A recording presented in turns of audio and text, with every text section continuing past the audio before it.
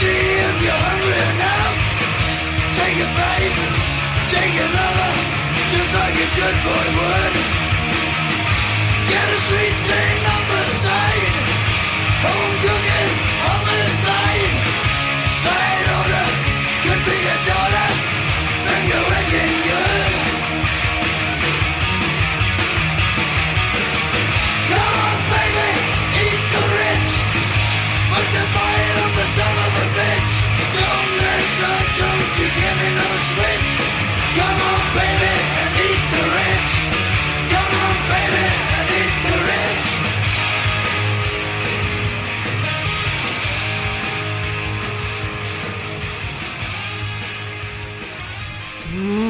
Golan-Globus. It is time to close the chapter on this beautiful Charlton Heston novel we've been reading. This has been a fucking great 3 weeks. Yeah, I apologize to all you people who hate 70s movies. I apologize to people who hate good movies because it has been a great month. I didn't these are right in my wheelhouse of sci-fi movies. Planet of the Apes, one of my favorite movies already. Omega Man, really enjoyed. We came out a little flat. We were tired. You can't expect us to... We didn't get to recharge our batteries when we did that one. Right, we had a quick turnaround because... Oh, we got to mention, Griff, the reason why we had a quick turnaround. Because you took a family vacation. I took did. a trip to Wyoming to help your Aunt Harriet Hageman beat that fucking traitorous cunt, Liz Cheney. She's such a traitor, Griff. She only votes 99% with the Republicans, but she doesn't love our Lord Donald Trump. Kill her. This is why we're fucked. But yes, I did go out and help Aunt Hageman. Harriet, yeah. Aunt Harriet. You're like Batman. You have your own Aunt Harriet. Yep, exactly. Yeah. And I thought I was doing a piss poor job, but it turns out we have a lot of fans in Wyoming. We have fans everywhere. And so they were just like, Griff, what are you doing out here? Do you want to suck my toes? And I'm like, no. Do you even listen to the show? I mean, clearly listen to the show, but do you listen? Yeah. We're not into that. We don't want to. I mean, yeah. We're not against it. We're just not into it. Right. Oh, so many fucking toes were waved at me. And apparently that helped her get over the fucking hump. I hear there's a lot of foot fetishes in Wyoming. So my name recognition helped a fucking tool of our worst president of our modern era. Yeah. Who of all eras, I would say. I think maybe of all eras, because not only did he commit war crimes, but he's also committing crimes against the country itself. Did he commit war crimes? A piece of shit. Every president, probably for the last 5 years, commit war crimes. Okay. So, I mean, that gets into the weeds there. And we don't want to go in the weeds. We're not that kind of podcast. No, we're not. Yeah, we're everybody's welcome to listen to our podcast. We're a sci-fi podcast this month. Yeah. Well, it fits. We're a dystopian future podcast, which fits with Trump. No, that's what we are. A dystopian future sci-fi. You know, I really like how that worked out, though. Sci-fi summer. I think we did it last year. I think we did a sci-fi fantasy summer. We might have. Maybe last year or the year before. I have people quoting us from 2 days ago, and I'm like, I don't know what the fuck you're talking about. What? Who said that line? That sounds familiar. Who said that? You said that. This has also been text messages between me and Murray. Oh, where did you hear that one? You. That is a good one. But see, that's the thing. If I don't care about what comes out on my mouth on this show, neither should you. You should never get upset about anything said on this show because I forget it immediately, and so should you. All right, we're trying to flippantly put together a whole fucking 2-hour show. We're not trying to really bury people, except Robert Ginty. Fuck that guy. I got into a whole Twitter thing about Ginty recently. Fucking Joe Corey, you motherfucker. He's talking about doing a fucking Ginty podcast. Like the Gintologist? Yeah. Joe Corey? No, our Gintologist is Phil. Yeah. He's first of all, I didn't even think about that. First of all, you're horning in on Phil's thing. Yeah. Which, by the way, shout out to Phil. He was feeling a little down in the dumps yesterday, and he's feeling a little down? And he said, I'm going to cheer myself up with some G&G. And I said, that's the best way to do it. Oh. But, and I'm like, no, you're not going to do that. And I said, don't, and if you do, I'm not listening. I'm going to let you know that right ahead. I'm not listening. I think what I should do, if any of our fans are feeling down, I think I should host like a 30-minute how to gamble seminar. And they'll get on a screen share with me, and I'll show them they'll see how sad your life is, and it'll cheer them up. And I'll show them like some of my tactics and everything, and it'll be real good. I'll get them all fucking good and lathered up and just money, because I just rein in the money when I gamble. Griff, speaking of things that make me angry, I was a little delayed today getting here because there's something called the Woodward Dream Cruise we have here every August. I'm interested if anybody has heard of this outside of Detroit or Michigan. Because this is actually one of the bigger things. I've known about this since my youth. Yeah, it started in like the mid-'90s. It really did? Yeah. I thought it started before that. No, it didn't. It was like a mid-'90s thing. How? Okay, I'm sorry. Go on. I hate it because, and this is blasphemy, growing up in the Motor City, I don't give a shit about cars, first of all, to begin with. They're just a tool for me to get from A to B. Many a times, me and our good friend Scratch have had I'm sorry, he's not our fucking friend. Yeah. We have had conversations about Detroit, and I'm a little too pessimistic about it, because Detroit made sure to make more and more and more room for cars because of Ford and everything, instead of making our downtown like more walkable. Murray, you know all about me in walkable cities. Yeah. And so I've heard that story we before. pushed everything aside so we could fit more cars, and it fucking eats me up to this day. Well, I don't want to go on public transportation. Fuck that. But I just don't care about what kind of car I drive. Yeah, I get it. So the premise is, okay, Woodward Avenue is the main drag. It goes from where I live all the way down to Detroit. And so the thing is, people get out their classic cars and they go up and down Woodward Avenue for 3 fucking days. Probably more. It's They do it like a week ahead of time. You got people coming. Think about it. It's like the 4th of July for these fucks. And it's like, I got to peel out on Woodward today, because I see them too. I see a lot more classic cars. Even around here, I'm, 12 miles away from that. I don't know if you're that far, but yeah, you might be, yeah. I think I'm about 12 miles from that neck of the woods. And yeah, we get the classic cars all out. You know, I go up and down 8 Mile to go over to Kayla's, and I see them all over there too. Yeah, and normally I access Woodward. I only need like a half-mile stretch of access to get there. No, I got to go a roundabout way because these fuckers and their fucking cars going 5 miles an hour. I can't get on. Fuck you, people. It's awful. Have you ever? If this episode sucks, don't blame us. Blame the Woodward Dream Cruise. We're good and angry today, so I think it's gonna get up.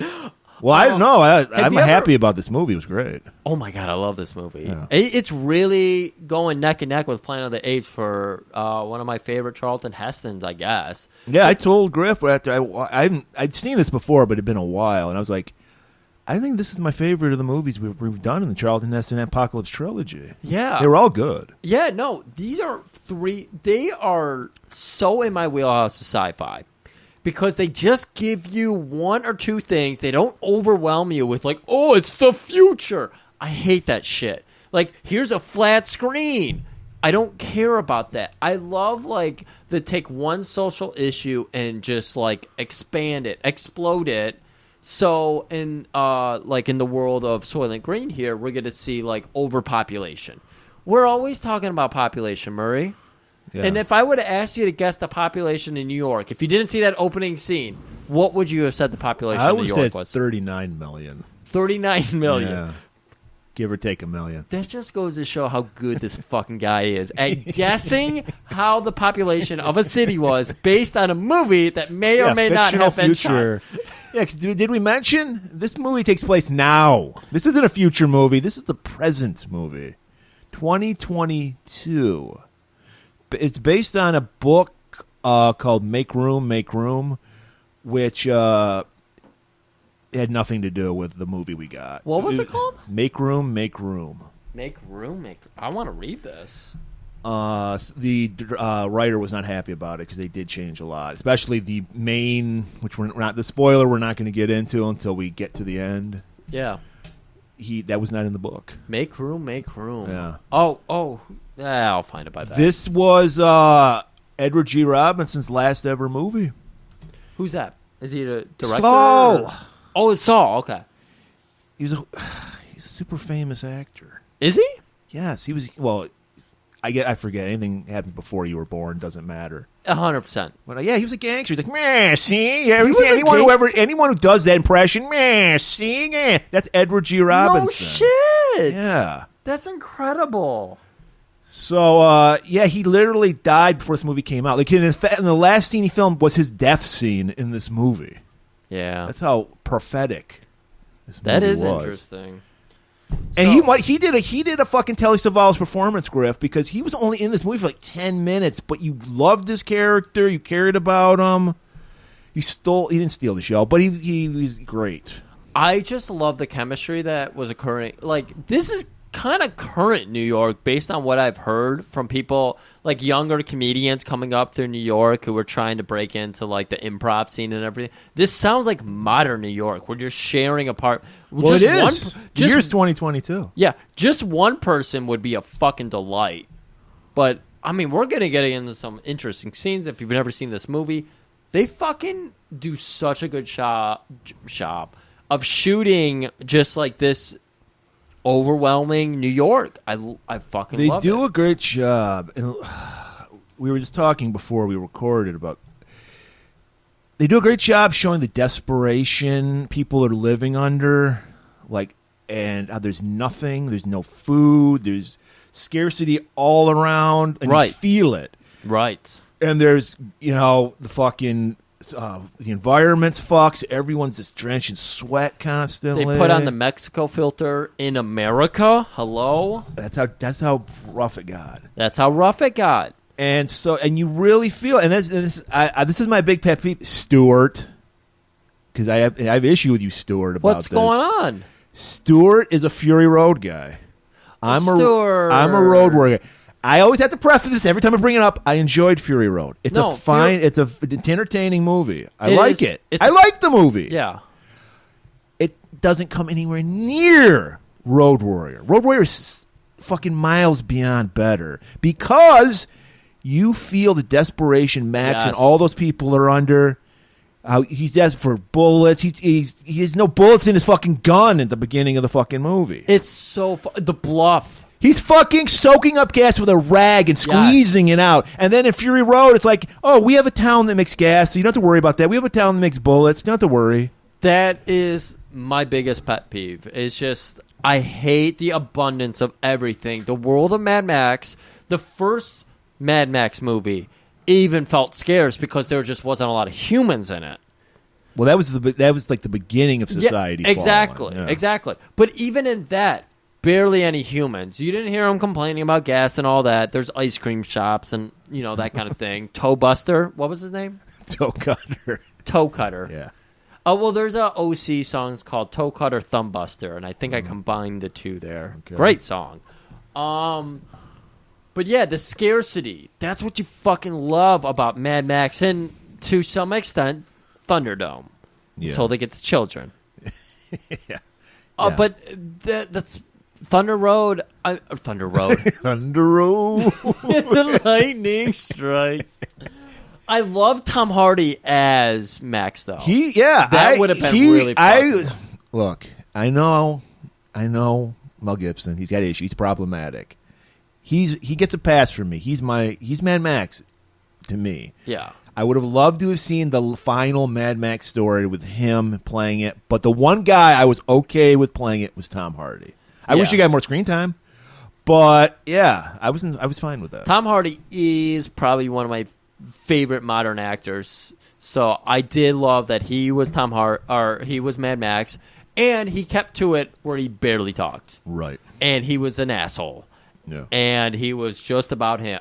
So they got that right. There's a lot they got right, but it's just the third best Mad Max movie. It's still good. It really is. It's good. It's entertaining. I like to watch it. They went for the spectacle. Yes. They went for the practical effects, though. That's why it's still good. They did do a lot of filtering, though, in it. Yes, the filtering was okay. The fact that they had... And the snow, since the sandstorm in the beginning was total CGI bullshit. Yeah, but, exactly. People expect that shit now. I get it. The CGI bullshit doesn't help it, but the fact that they still had guys out there swinging on giant rods on fucking like dune buggies and shit, the vehicles they stapled together, It was cool. It just doesn't feel like Mad Max because it's too much for the scarcity, and that's what I didn't like. That's the thing. They were wasting gas on a fucking guitar that shoots flames. Yes. So I'm like, why are they? What's the issue? What's the problem people are having? It would have been cool if this was one movie about the gas town, and they were wasting all their gas. I think that would have been a little more appropriate, and everybody else is still living with the scarcity or something. I don't know. But the fact that they went from, we barely have a bullet, to now we have giant fucking monster trucks, 45 fleet, people fleets and everything. Get 2 miles to a gallon. Because we're used to like having two main villains in a dune buggy and a guy wearing basically nothing. We want the Gauss. What was it? What's his name's name? Monstroso. I can never even remember his name. The Lord Humongous. Humongous. Nobody leaves here. So you did mention I did have a nice family vacation. Yeah, how was that? It was something. That's why our last episode sucked so bad, because we were just drained. And not only that, we bounced back though with that kick-ass Magnum PI episode. That was with impressive. Jack. Usually the second episode we do in a day, we're fucking depleted. Yes. Jack, you don't know how much energy these episodes just drain us. I mean, and we don't get paid a cent for this show. Jack's all for you guys. Jack's Magnum PI shirt. Yeah, and his beautiful manicured beard, because he's all about manscaping, and he's got that touch of gray that you just want to see in a man. Whoo, Jack, killing it. Thank you, sir.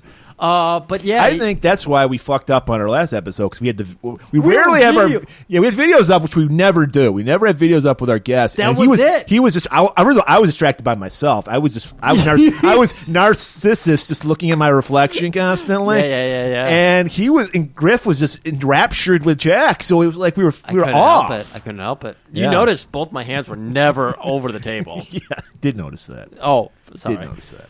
But part of my relaxation didn't come during the vacation. It came after the vacation, because I saw a lot of the people that you do not like. Flip-flops, cargo shorts, AEW fans, beardos, slobs. Yeah. I saw an old lady who was the hair her touching the ears? Constantly, hair always over the ears. I'm sorry, my hair is over my ears right now. Yeah. Kayla even said it to me. She's like, Murray's not going to be able to talk to you today. Your hair's all over your ears. Yeah, it is. It's getting looking long. very Jim Crockett. Jim Crockett? Yeah. Okay. But, my vacation came basically the Monday. Was it really a vacation? Because you're with your family. Is a family vacation ever a vacation? For me at this point, especially after like COVID and everything, where I'm used to dead silence. I'm used to being alone 90% of the week. It was very tough. It was very tough. But, whatever. I got through it. I got to enjoy some time with my family and all that. You saved America. I saved America. By getting rid of that traitor Liz Cheney. Hang her. Lock her up. Oh, yeah, that's right. That's right. Yeah. Yes, of course. I got rid of her. I forgot about that beat. Yeah. I like Tony Khan. I forget my own stories. But Murray, when I came back on Monday night, I was like, I need to relax with a good fucking movie. And you know what? I did the same thing on Tuesday. And right now on that Criterion channel, which everybody, if you love fucking, I didn't know they had a channel. Yeah, they have their own app where they get their own, Criterion movies. You've heard of Criterion movies. I've heard of the DVDs, yeah. And so it's like they go through a rotation, so you don't get every Criterion movie at one time. Right. Like they rotate them in. But I've told you some of the movies. I'm sorry, this is a sidebar gripe. What I hate about the loss of physical media is we're going back to the old days now, where we're at the mercy of people. Like now, if I get a DVD, I can watch the movie anytime I want, and I have to pay for it one time. Right. Now we're going back to the old TV days where it's like, please, sir, may I have it? When is my favorite movie going to show up on one of these streaming services? It's fucking bullshit. Shit. I like a TV when I turn it on and a movie happens to be on, because that feels special. Like, oh my God, American Ninja 2's on? I'm going to watch it. Yeah. I don't like when I'm flipping through a Netflix or something and I go, oh, American Ninja 2, that's a good movie. Let's see what else there is. So I like the catered TV. I like somebody who brings me a good musical mix or something. I ask you all the time. Well, I haven't asked you recently. I'll have to do that sometime soon. I'm always asking you, like, oh, is this a good album to listen to? Yeah, it's a pretty good introductory album or something. I like catered material. I don't like a Netflix. Here's a bunch of bullshit. There might be something you like in here. Well, that is the one problem with streaming services. I'll spend an hour just looking through the shit they have, and then I'll forget everything. I was like, oh, I have to write shit down now to remember. Like, oh, I'd like to see that. I'd like to check that out. I'd like to check that out. So it's just too much. It's just too much. You got notes all over your place of just movies you want to watch or shows. And I never watch them. I have no idea what I do with my life.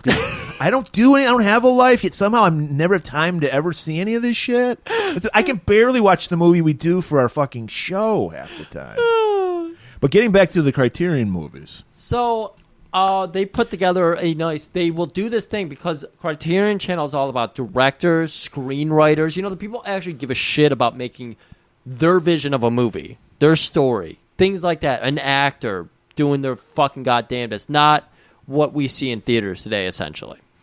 There are no Marvel movies. So their current collection that they have featured right now is a good actor that we know from this show, Yaphet Kotto. So he's been in Friday Foster. I think he was in Cleopatra or something. He's been in a lot of our shows. He's been in several of our movies. And so, Murray, I've been going through this, not the ones we've already seen, because there was like 7 of them. And do you want the good or the bad first? Give me the good first. You want the good one. So he's in this movie called Bone. His character's name is Bone. What year did this come out? 70s. Okay. I've never heard of this. Yaphet Kotto is the character. He is Bone. In this. He is Bone. He is the character in this movie. He's bad to the bone. He is, because he is going into the highfalutin white neighborhoods, and he's planning to steal from some rich people. I love it already. And so he shows up to these it's like a young chick with an old dude, much like we see in Soylent Green. Yeah, you're really basically explaining Soylent Green right now. Thank you. Yeah. And they happen to see a rat that got into their pool and died. And they're like, oh my God, get it out. And the guy's like, I won't put my hand in there. And then he just shows up and he's like, oh, is there a rat in your filter? And he pulls it out. And she's like, this thing's adorable. And he just goes up and is a super fucking creep. And it's like, let's go inside. I'm going to go ahead and just take all of your money now. And then he finds out they're fucking poor and they hate each other. And the wife gets drunk while the husband goes away to get the money for Bone. And she ends up getting way too warm for the form. And he's like, well, fuck it. I'll fuck you. And then it's a good movie. Okay. It was very interesting. You might need to remember this for next Blaxploitation History Month. It could be a good one for it. Okay. I'll send you over the credentials so you can check it out. If you feel... I didn't feel like it would be quite right for us, but if you do... We can do anything, by the way. We can do. Yeah. The second movie... this will be a hot take, and I kind of led you on with this one earlier. Yeah, you're teasing me. We'll go ahead and end the top half on this, everybody, because I know we're going long. Yeah. Midnight Run. I love Midnight Run. You don't like Midnight Run? I did with not. Charles Grodin and Robert De Niro? I did not like the first hour and 20 minutes. I haven't seen it in like decades, but I remember liking it. I thought this was going to have a more serious tone to it. No, it's comedy, yeah. I did not realize it was a comedy. So maybe I can see that because Robert De Niro, especially in the 80s, wasn't known for comedy. He's coming in very stern-faced, very serious, chain-smoking, leather jacket, tight jeans. I wasn't expecting this. Yaphet Kotto comes in looking very stern and serious, too. I was expecting a more serious movie. When it was very silly in the first hour, I did not enjoy it. The last 45 minutes were better, and it is a good movie. I just didn't like it. But it's a good movie. I don't like it. Yeah, it's that. Can you not objectively say that was a good movie? It wasn't. Well, yeah, it's like when I say I can see why people are into Pam Anderson, but I'm not attracted to her at all. It's that kind of thing. Yeah, Midnight Run. Robert De Niro leading this movie, being kind of silly and like whatever, and then like trying to bring it back home, and I didn't like that. That's gonna be a hot take, I think, Griff. Yeah, so we might get some blowback on the Twitterverse. Definitely not the movie for me. Okay. I did not. You know what the movie is for us? Soylent Green. So we're going to get right to this trailer. Get ready. We're heading into a dog-eat-dog world. Or is it a dog-eat-dog world? You'll find out on the other side of this trailer for Soylent Green. New York City, 50 years from today. Nothing runs, nothing works. They gave me a quarter of a kilo. But people are the same. And people will do anything to get what they need. What they need most is Soylent Green.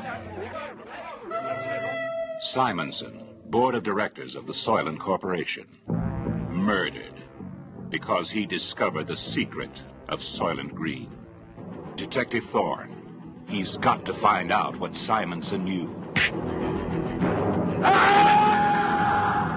Saul Roth, Thorne's researcher. Courtesy of your next assignment, William R. Simonson, Chelsea Towers West. When how'd you get all these? Cheryl, the furniture. Is that Simonson? Is that a yes nod or a no nod? Yes. Hatcher, police captain. Simonson. Supposed to look like he was killed when he caught some punk burglarizing his apartment. Well, what do you say? It was an assassination.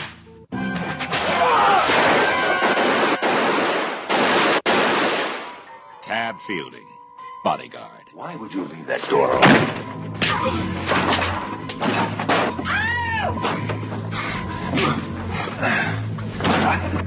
Why did you set up Simonson? Charlton Heston, Edward G. Robinson, Lee Taylor Young, Chuck Connors. Fight for survival and solve the most bizarre riddle ever to face mankind. This is the police. I'm asking you to disperse. The supply of Soylent Green has been exhausted. Why does Soylent Green mean life? You must disperse. The scoops are on their way. Why does Soylent Green mean death?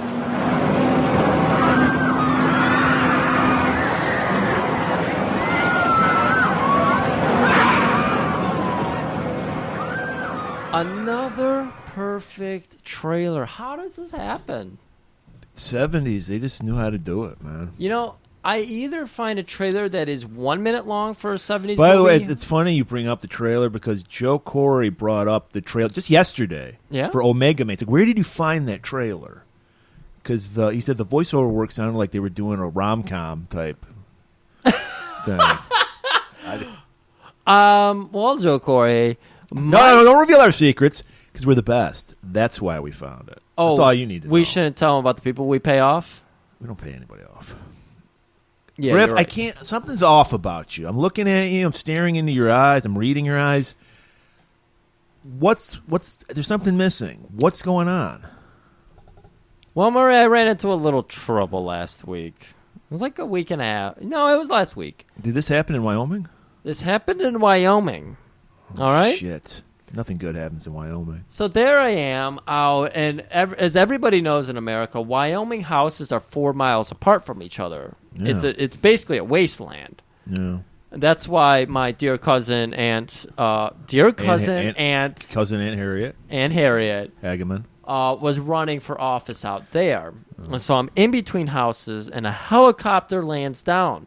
And I recognize those fucking colors.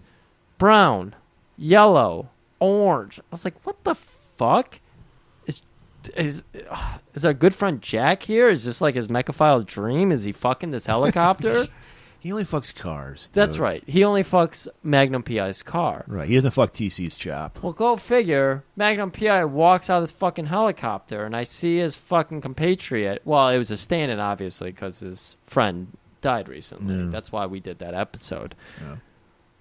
So I made a joke last week that we were going to reverse mortgage Tom Selleck's life. And he did not Sounds funny. I don't remember. take kind to that.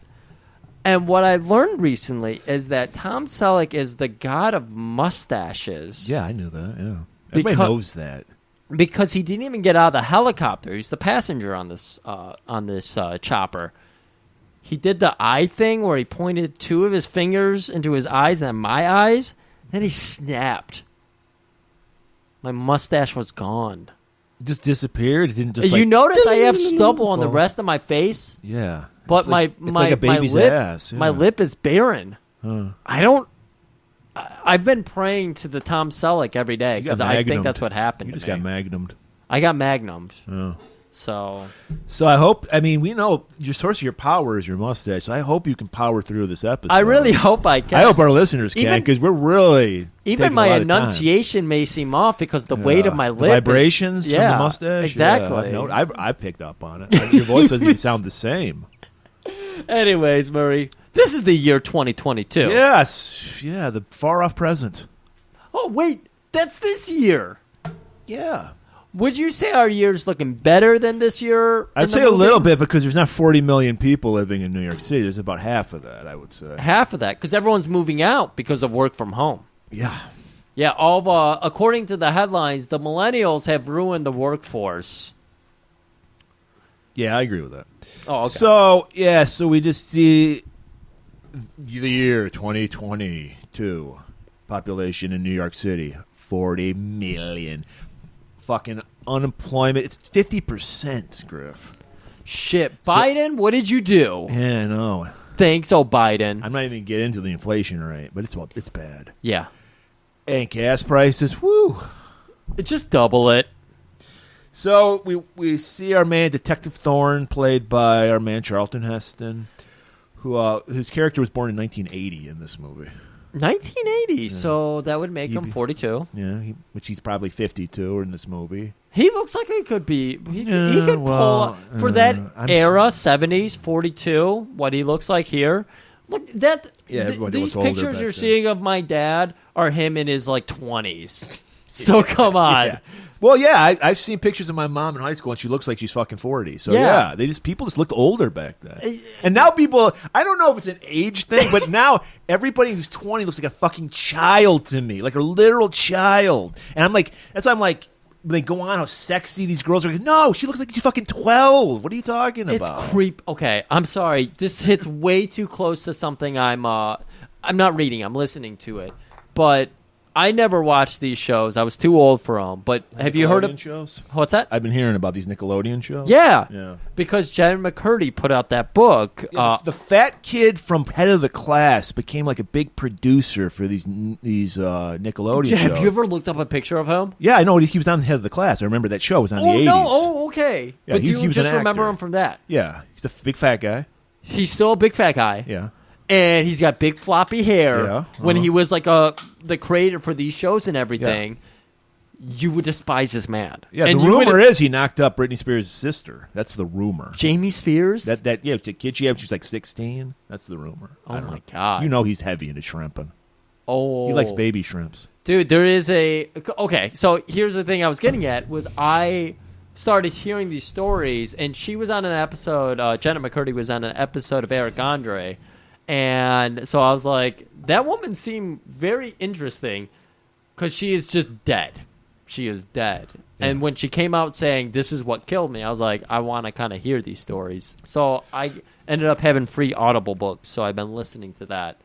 That's a nice, pleasant way to spend your time, listening to horrible child star stories. Yeah. Well, I mean, Corey Feldman said it fucking forever. You know. No, it's always been true. I'm not denying that it's not been a thing. It's interesting. Yeah, to hear Disney that. and Nickelodeon are just pedophile factories. That's all they do. They create like sexualized children. It's sick.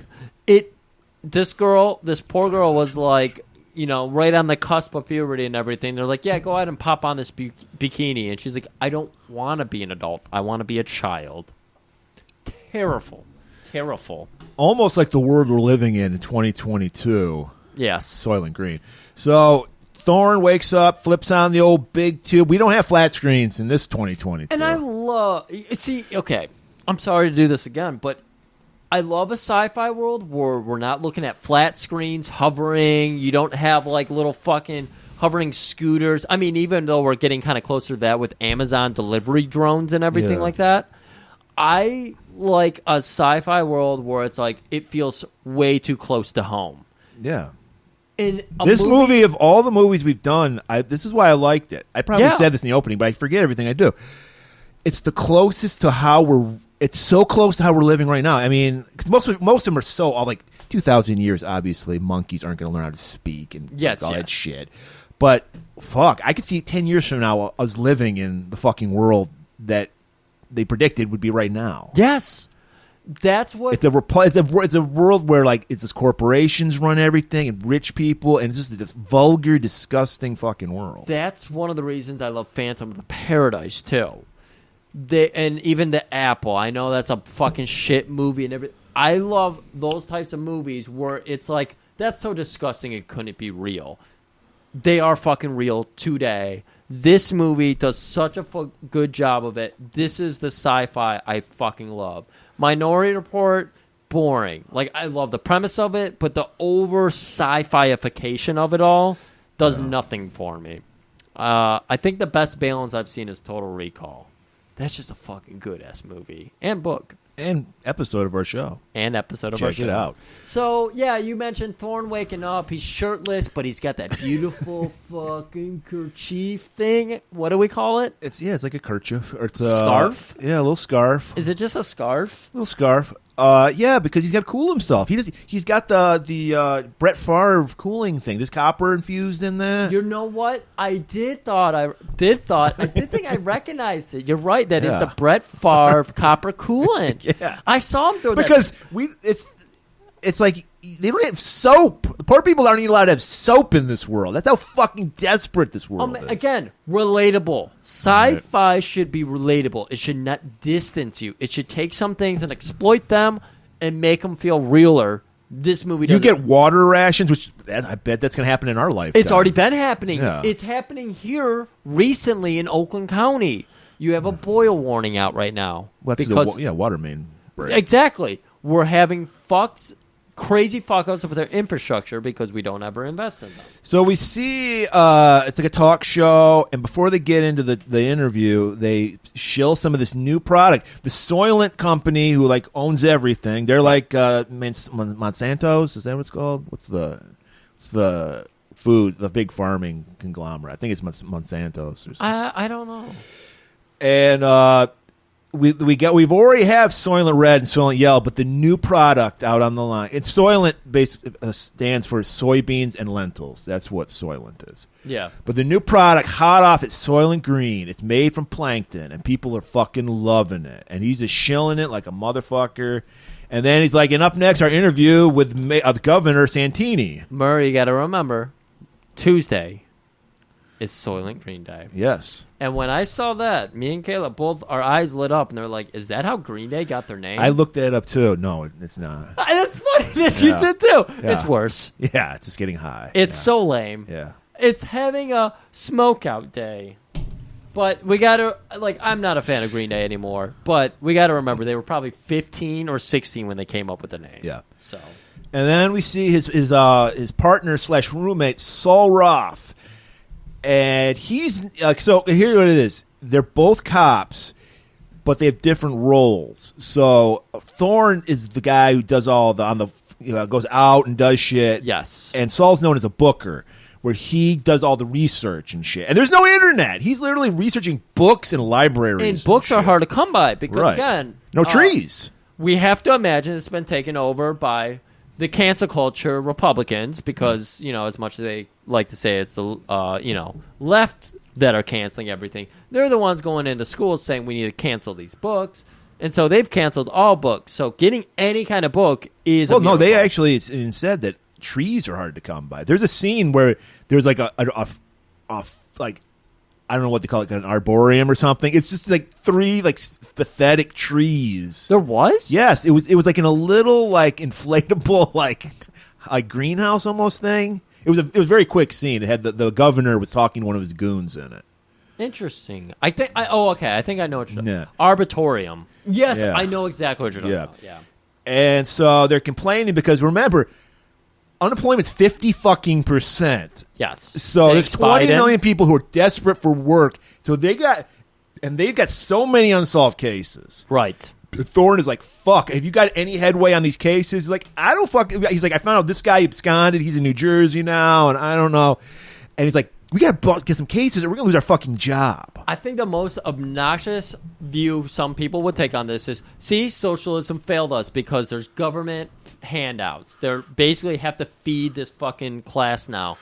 But the other way to look at it is that because... I don't remember where I was going with that point. Okay. Well, it doesn't matter because they're arguing and like Saul's like, "What the fuck do you want me to do? I have so many books I can look up." And he's like, "All right, well," and then their fucking margarine went bad on top of it. I didn't know margarine went bad. I thought that was the whole thing about. Margarine doesn't go bad. I thought that was the point of margarine. That's the point of what he's trying to say here. Is it's so bad that our margarine has gone bad. Like this is like beat poetry happening right now. And then I think Thorne is nibbling on some Soylent Yellow. Because he's got some yellow thing, and then fucking Saul, he's like, see, I remember when we had real food, like SpaghettiOs, and fruit roll-ups, real food.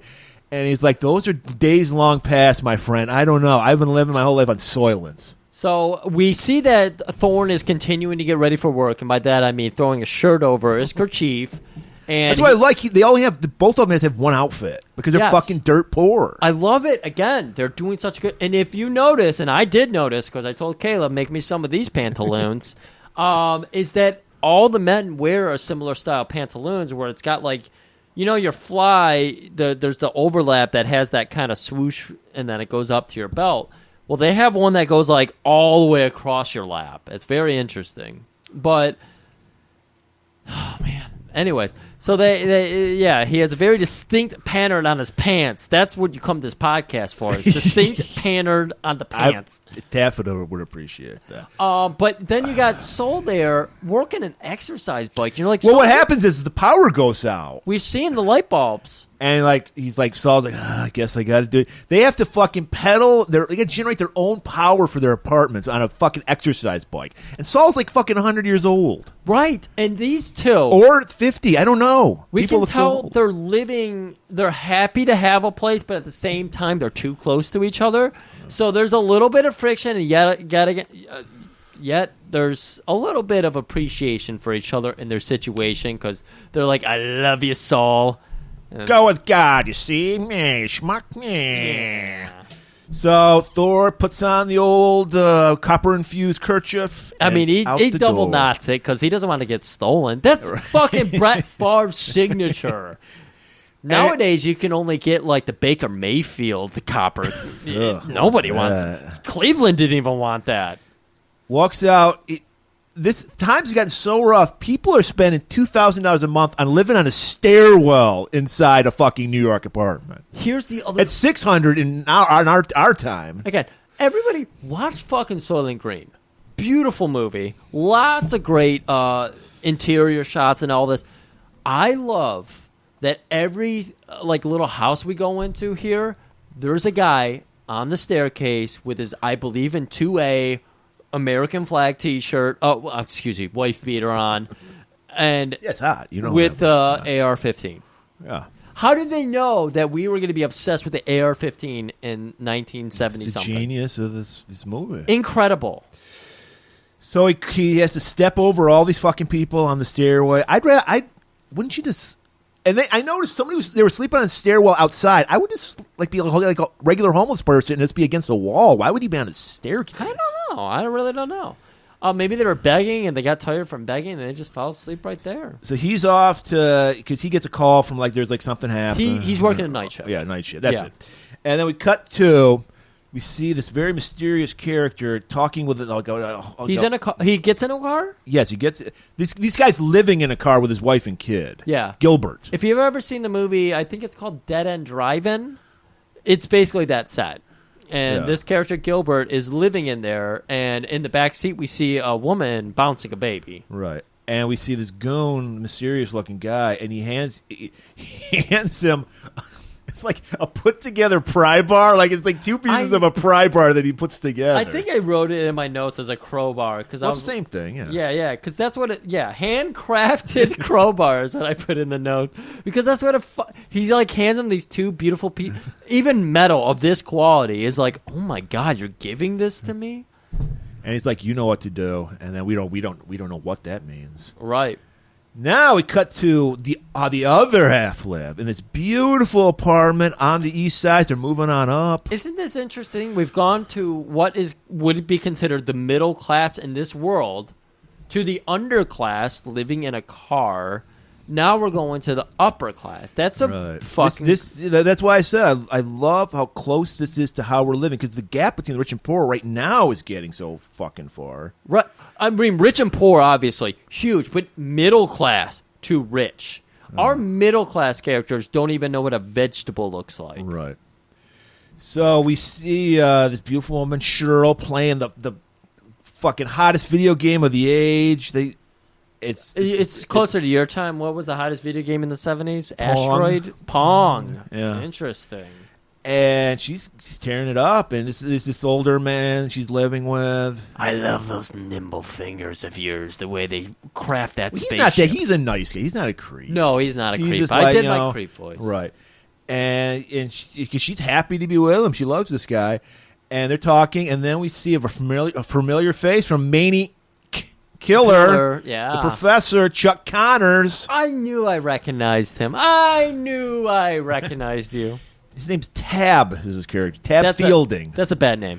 He's the bodyguard for this very rich man, Mr. Simonson. Right.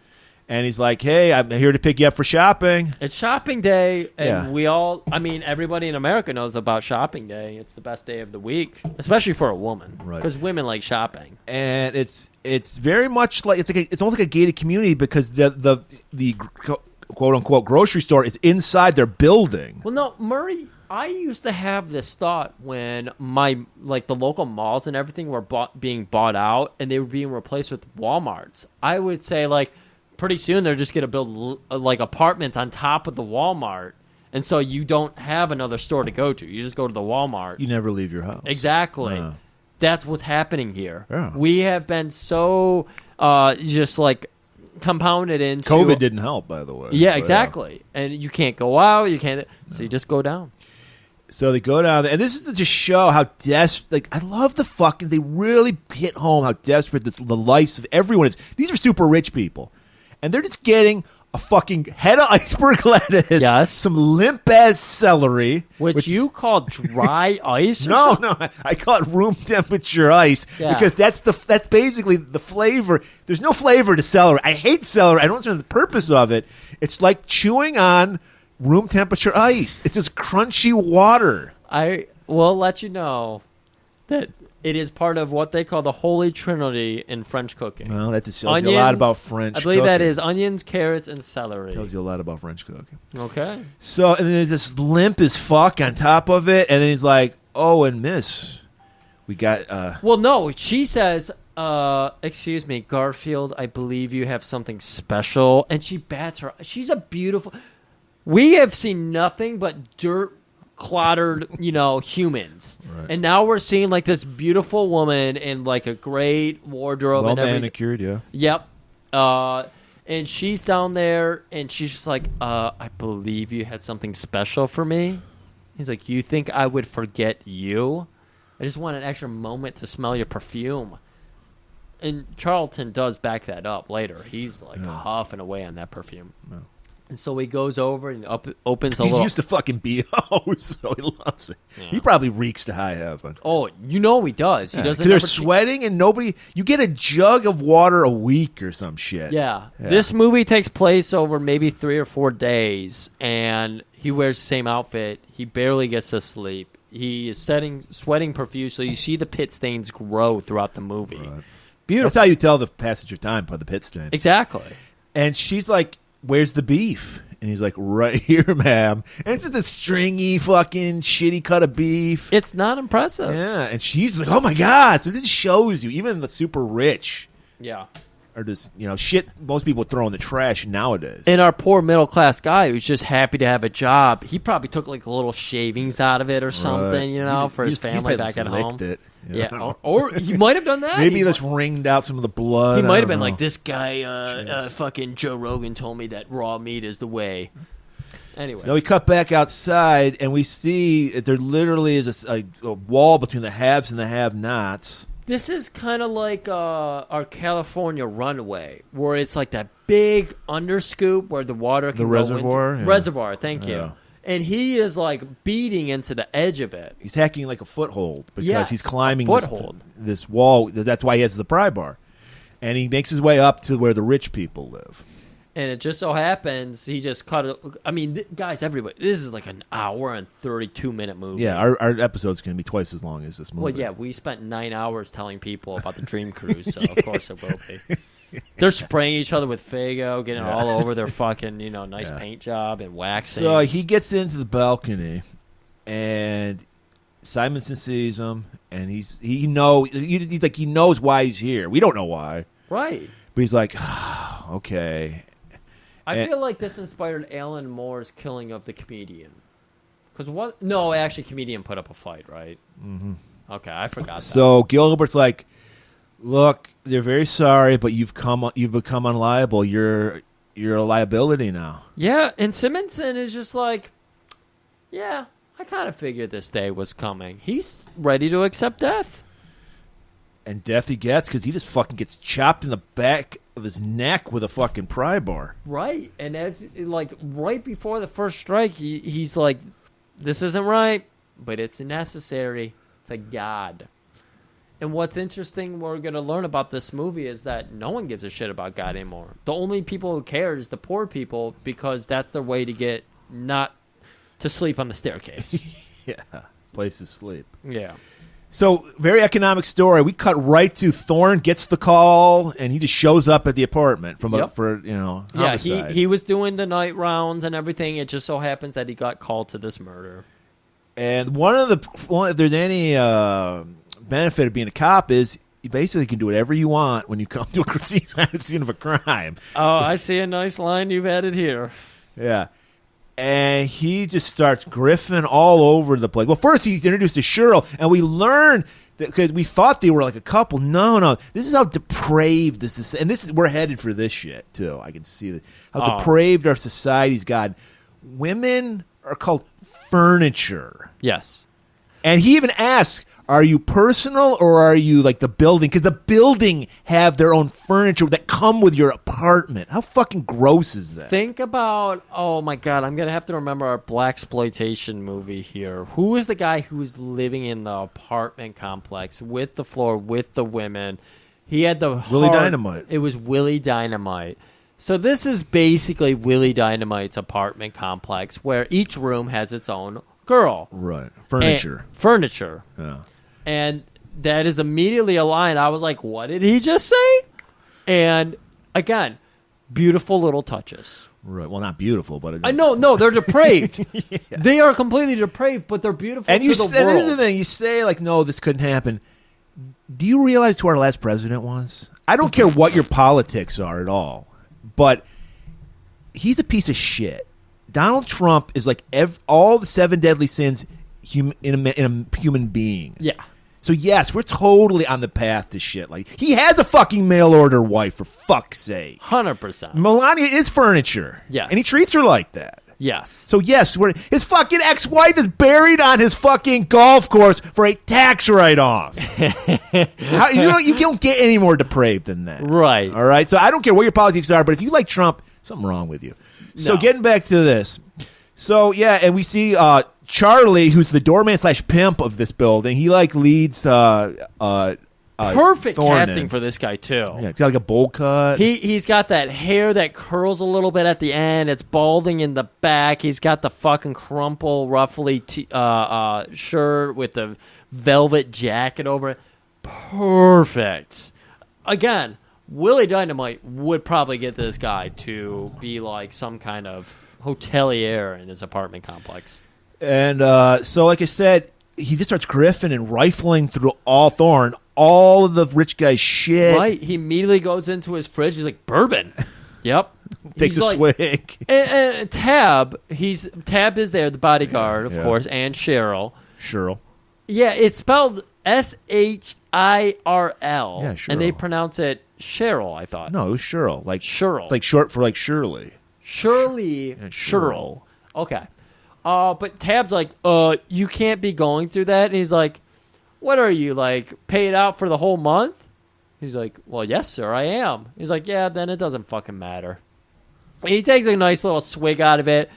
And then he's just carrying around this bourbon. And he's just looking through. He's asking questions. He's asking for Tab's whole report. He's, of course, saying, I took Shirley down to the grocery store at the bottom floor and everything. He's like, oh, that's a great story. Why don't you go write it outside for me? I'm going to take Cheryl into the bedroom now. Yeah, we learned a little bit about Simonson. He's very high muckety-muck, politician, lawyer. And so we're like, okay, this is going to be a big case for our man Thorne. And so, like I said, Thorne is just going through everything. He's like, goes into the bathroom because he hasn't seen running water. They have a jug in their apartment that they just like open up and just splash a little water on it's themselves. A cooler that you would see at a sports event. And they have it hung up so you can just spout it and get it on your face. So he just is loving just rubbing fucking hot water on his face. He's trying to ask Cheryl questions while he's going in. He's filling up the soap. He washes his hands. That was like a big deal to him. That was a big... Just washing his hands. And again, in this era when actors still took things super seriously, there was very little slapstick involved, very silliness. It works so fucking well. You're feeling the grittiness of this. You're feeling the sweat on him. And then he goes up. He actually fucking pockets the bar soap. Like smells it, pockets it. Yeah. And then he goes up to Cheryl, and he's just like, "You don't have to have any bruises. You know, he must have taken good care of you. You know." And she's like, "He was a very nice man. You know, because he's implying like, oh, I guess he didn't like the rough stuff. You know." And she's like, "No, he was very respectful of me." He's like, "No, yeah, sure." Was he up to anything like weird before he went? Actually, that comes a little later, now that I'm thinking about it. But still, he's like, something's so fucking off, because they've been telling him, obviously Charles, our fucking guard, or hotelier, apartmentier, who brought him up here and everything, is a total fucking nosy piece of shit, and he's got his nose in everything. He didn't seem to notice somebody break into the place, and the bodyguard happened to be away, and Cheryl happened to be with him. And he's also noticing, like, the whole crime scene. He's like, wow, he didn't really put up... Your boss didn't put up much of a fight. It's very interesting. And then he gets a call. We hear sanitation has showed up. And we're like, sanitation? And, yeah, sure enough, these guys, like, they're just garbage men. But they had balaclavas on. Balaclavas. Isn't that what they call them? Baklavas, I think they call them. That's the dessert. I just call them ski masks. Yeah, ski masks works. Saganagi. So, Thorne, we see that even the sanitation get their cut. There's just so much grift going on. So much grift and grift. There's a reason why Griff and Grift are so close. And they're like, we want our cut, Thorne. It's like, you'll get your 10%. Don't fucking worry. And they just, like, fucking wrap him in a sheet and carry. They rip off his little toe tag. And that's what Thorne takes with him. So that's part of... Like, I didn't understand this whole deal either. And I don't even think it gets, like, really pieced together too well later in the movie. But I think the tag is for the death benefits, because they mention it. Tab and Cheryl bring that up. That's what it was. Even when we see later on, you see benefits everywhere. Right. Okay. And then Tab tells her, she's like, what are they going to do with his body? He's like, they'll just take him out of town and for waste disposal. Yeah, Tab's trying to be all kind about it, because Tab does have a sweet spot for Cheryl. And he's like, oh, you really don't want to know. My grandma, when she passed, they did a whole funeral procession. What are they going to do with him? And Tab finally breaks down. Oh, they're just going to throw him in the dumpster. Yeah. And then as they're talking, I love to see Thorne pulls out, he's like a kid on Halloween. He pulls out a pillowcase and they're throwing shit in the pillowcase. He steals 2 ginormous fucking books. For Saul, because you know Saul likes reading. Right. And they also seem to be relevant to the case. So he just like... And grab some pencils for fucking Saul. Pencils, the paper that Tab wrote his statement on, he takes that, and he's taking apples, oranges, the food that Cheryl and Tab just went and got, he takes that with them. Yeah. Evidence. He's the fucking Grinch, man. He's just taking everything. You're right. He is the Grinch. How the Thorne stole Christmas. It's so, like, all of Charlton Heston's characters that we've done over the last 3 weeks now have been these very obtrusive types. Yeah, it's weird because he's a total prick in this movie, but I love him, though. I loved him in this movie. And I don't blame him in this setting. Yeah. Because of the depraved, like, when you don't have things, that creates an environment where you want to take things. Because I'm desperate. So that's why I don't believe in an economy of needing desperate people, because they're the people who will take things, because it's like, I have nothing. So no hope, no fear. Exactly. So Thorne is like, all right, he just yoinks the fucking statement that Tab wrote out, and then it's, I got to catch a ride with sanitation. Yeah, he jumped in there. These guys are masked head to toe. They literally put bodies in garbage trucks. These are real garbage. And he's like the garbage truck riding on the back of it to his apartment. He was just like, these guys are, I feel like that was the thing, was they're supposed to be disguised, no names, executioner types. That's why they're covered with just the eye slit. They don't have like the peak on their hat like the executioners had. But he just runs up there, hey, Wagner! And I feel like that was a joke in there. Like a very black humorous joke. Like, I'm calling you by your name. I know you. Okay. So he heads home up to the apartment with Saul, and Saul is like, holy shit, you got paper? I haven't seen pencils in fucking decades. And he's like, not only that, I got a feast for us, buddy. But check out these. And he pulls out those gigantic fucking books. And he's excited because Saul loves reading and books and shit, so he's excited. Glossy covered, hardcover, bound perfectly. Glossy pictures. Right. And it's a Soylent Oceanographic Survey Report for 2015 to 2019. He's like, this might has something to do with the murder. Look into this. This is a twofer though as well, because books are abundant, paper's abundant, writing's abundant. Books don't get published anymore. So just having any material to read is a big fucking deal.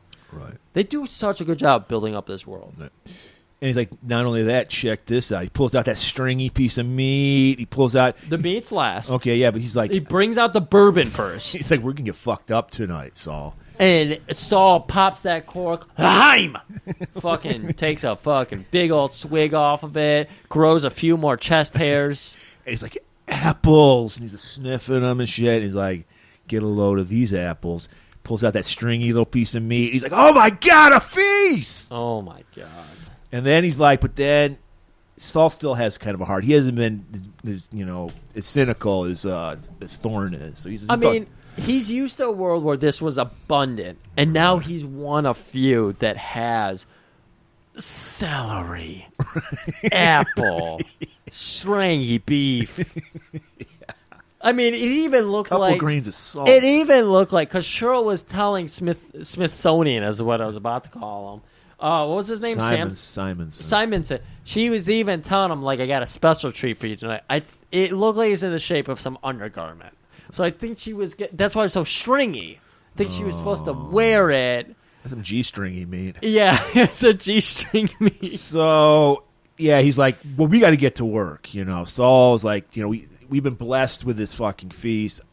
I got to get to work. Next morning, we get a nice little cut. It's supposed to be like, I feel like it was some kind of government building. It was a police station. It was a police. Oh, you know what? It was a police station. I don't know. That's why I don't know why people are collecting death benefits. It's a government building. Yeah. Maybe they just can't have many buildings because the realtors who've bought it over in Russia and everything, they're like, we're just not going to let you vacant it or put anything in there. So Thorne's called in. Of course, this is an action movie. You got to have the black Captain Hatcher. This is where we learned that they have a very cool slang word for dollars.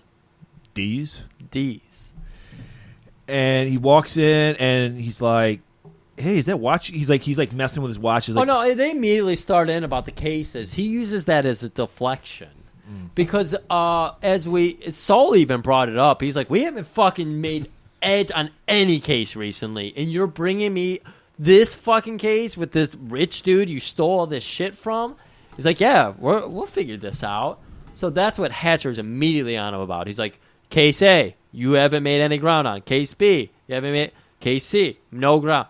What's going on with this Smithsonian guy now? It's Simonson. And he's like, hey, is that your watch? He's like, yeah, this shit ain't working. Let me see. Let me see if I can fix it again. And he starts working on that thing. And while he's doing that, Hatcher's like, maybe the problem is Saul. Maybe you need a new booker. And he's like, no, he's fine. Don't worry about it.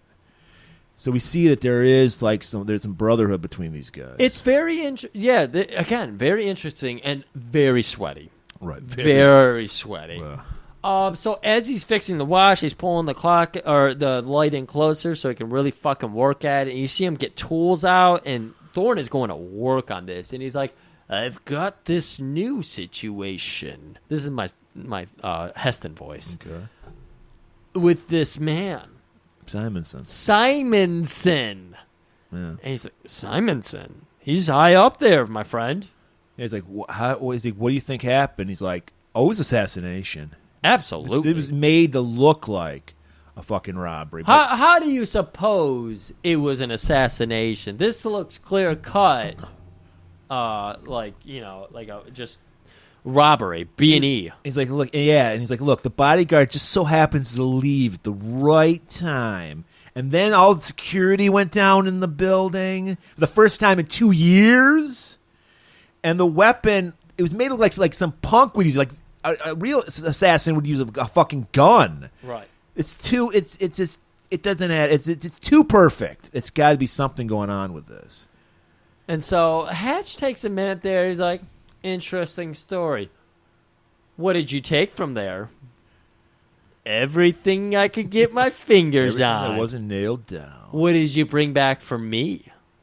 And this is where we see that tag that we were talking about, the death benefit tag. I guess these are supposed to go to the next of kin. And then he was like, Cheryl ain't his next of kin. She's just furniture. That's what Tab wanted. Yeah. He was like, can we please make Cheryl the next of kin? No. Takes the tag because he can make money off of it. We see how desperate the fucking cops are. Right. Well, how corrupt they are, too. Yeah, they're very corrupt. And which that doesn't happen now in our 2022. No, there's nothing called, what is it called? Civil forfeiture? I don't know. It's called something like that, where they take the cars and everything. Yeah.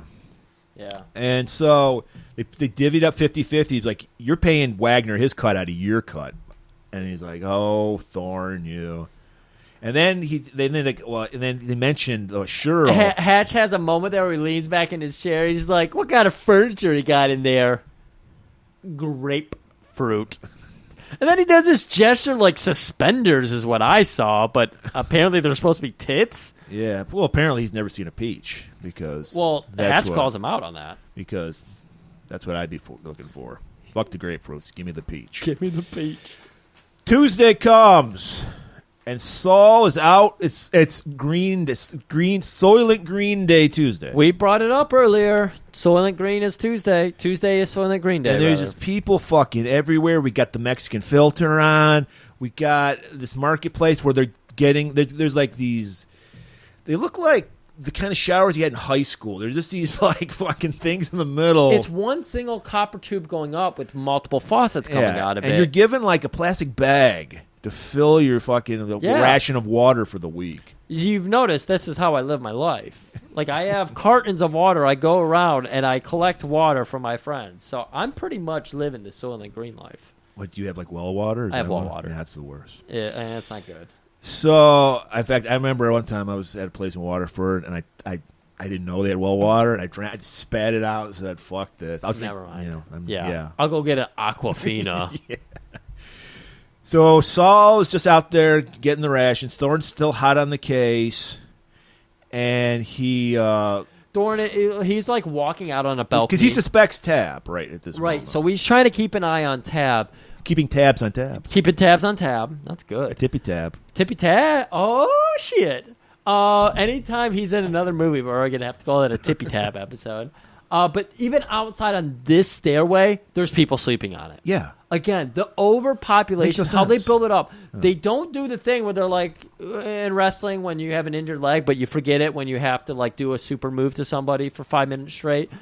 They keep this world consistent. People sleeping everywhere. Zargatha's not existent because it's too overpopulated. They would driest of all alleys. There was no wetness at all in these alleys. Right. If a Zargatha came through, they would rip the Zargatha apart to eat it. Right.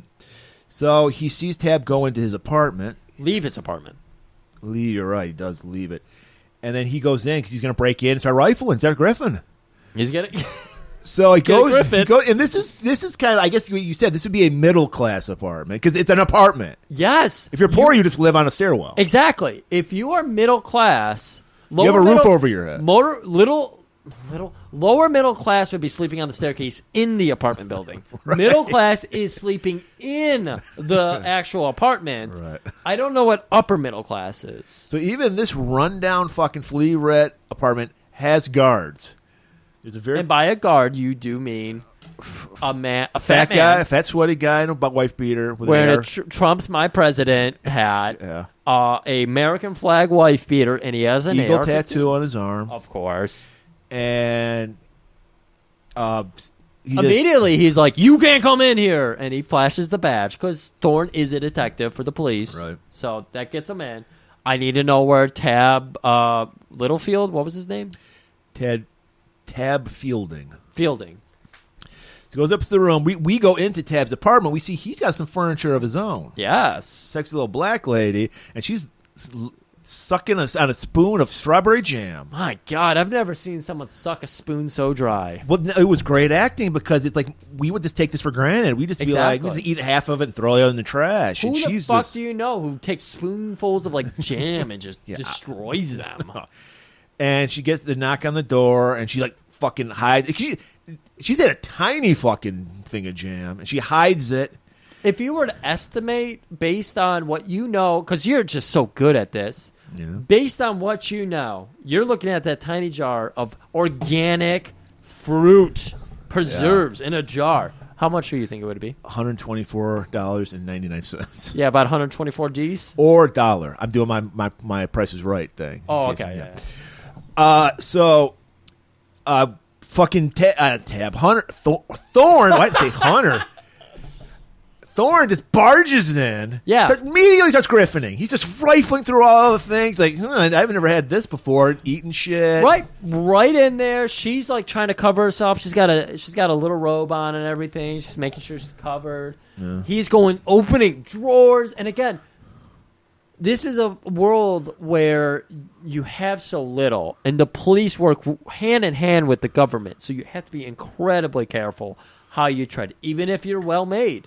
So Martha, Tab's furniture is called. Uh-huh. I don't know what to. Anyways, that's the phrase. Yeah, this is the phrase for the movie. Right. And she's just like, "Oh yeah, no, we are very lucky. Tab works for some very nice people." And she's like going through her cupboards, and she's like, "This is rice." She's showing off. She's right, like, jasmine rice. Jasmine rice. And Tell me when it's basmati. He's amazed that they even have an incinerator. There was no payoff to that. I thought there was going to be a payoff, but she just noticed there's an incinerator. Right, because she hid the jar of jam, and then he goes into the bedroom, and she's like noticing she left the spoon out. Right. Because she has got the little tea plate out to put the spoon on, and so she could really just like relax into her strawberry field forever. And he calls her into the bedroom. An incinerator. I've never seen anything like that. Does it smell like freshly cooked things in here to you? Oh, no, that thing doesn't work. It hasn't worked forever. And she's like looking over her shoulder at that spoon because she didn't get to put it away. So, yeah, she just basically implies that Tab's just got a lot of friends, that, he works for a lot of good people, and that's why we're living so well that as we are. And then he's like, okay, well, I've checked the place out. I'll be back when Tab comes back. Completely inconspicuously holding one arm behind his back. He has put himself in front of the exit and everything. And Martha trying to like be cool and dissuading and everything. She's like, she wants to keep the jam so bad. She's willing to give the pussy up to fucking Thorne because she gives a little implication. I don't know, because we did learn that these women, their first instinct is like any man who's in this house. It's like vampire rules. It's reverse vampire rules. I think they're brainwashed into this. I agree. They're very. I mean, who knows when it starts? Like I said, this is a depraved world. They could be children when they start. Yeah, I was gonna say they could have been Jenna McCurdy into these situations where they're just taught this is just right. This is just what you do to make everybody else happy. Well, what's the other option? Living on a fucking stairwell. Of course. You can live on a stairwell, making other people miserable, or you can make people happy and live in a happier world. Right. It's a trade-off. Yeah. So she's just like, I just realized, and she's like kind of playing with her robe a little bit, I didn't offer you anything. By the time I would have asked. And then he goes, yoink. And then she looks at the fucking table. She's ready to go back for that jam, and it's gone. The spoon is gone. All right. So now this is the big feast. They've been waiting. Saul has been planning all day. He had to get that Soylent to add a little flavor to it. This is almost a car chase scene, but it is so beautiful, this movie in this setting. Like, watching people just enjoy food would usually be a car chase scene for me. Right. But in this movie, this scene is fucking good. Right. And we see that, like, limp, browning head of iceberg lettuce. They're putting just a few leaflets on the plate, and he's about to finger eat it. And then Saul comes over, and in a fucking wooden case, he opens it, and it's got a golden fucking shrine around it. Yeah. Cutlery. Yeah. They break out the good cutlery when they have food instead of Soylent. Right. Because Soylent are just crackers. They are crackers, yeah. So, and they are just going. And Saul brings out, he's made this nice stew with the meats. Right. And they're just loving it, slurping on it, licking everything. It's so fucking good. And just seeing, Charlton does this great scene where his first bite of, like, the stew that he puts into his mouth, it's, like, too hot, and you see him, like, almost coughing it up and everything, but holding it down because it's beef, and he's just like, I gotta eat this shit. Right. This is good. And so while they're eating, he's like, well, hey, Saul, did you come up with any new info on Simonson? He's like, You're not gonna talk about the apple? No. Because for dessert, they're snacking on those apples. Oh, yeah. And we've learned that Thorne has basically never had grown food. He's never had a fruit. He's really never had a vegetable. Much like you, he's never had a strawberry. That's right. Because he's amazed by that strawberry jam. We haven't seen this scene yet. That is coming up in a second here. But he's eating that apple, and he just goes in on the core, and he eats it all the way down to the stem. And then, I guess they're trying to play like Saul's got false teeth because he can't even bite into the apple. He has to use his apple or his spoon. Yeah. And then he says, like, you got any new info on Simonson? And we learned that Simonson started out as a lawyer, and he was in a practice that included Governor Santini. So there's a connection with the high-ups in the government. And the news story that we turned on at the beginning of the movie told us that Santini was still very much big in, the governorship. Or gubernatorialship. That's a fun word. Like, how does governor turn into gubernatorial? I don't know. But even when we went into Hatcher's office, the re-elect Santini, right there, should not be there. Yeah. Anyways. And then we learned he's moved into freeze-drying food with a company called Hallcox that got bought out by Soylent. This is the story of TikTok, by the way.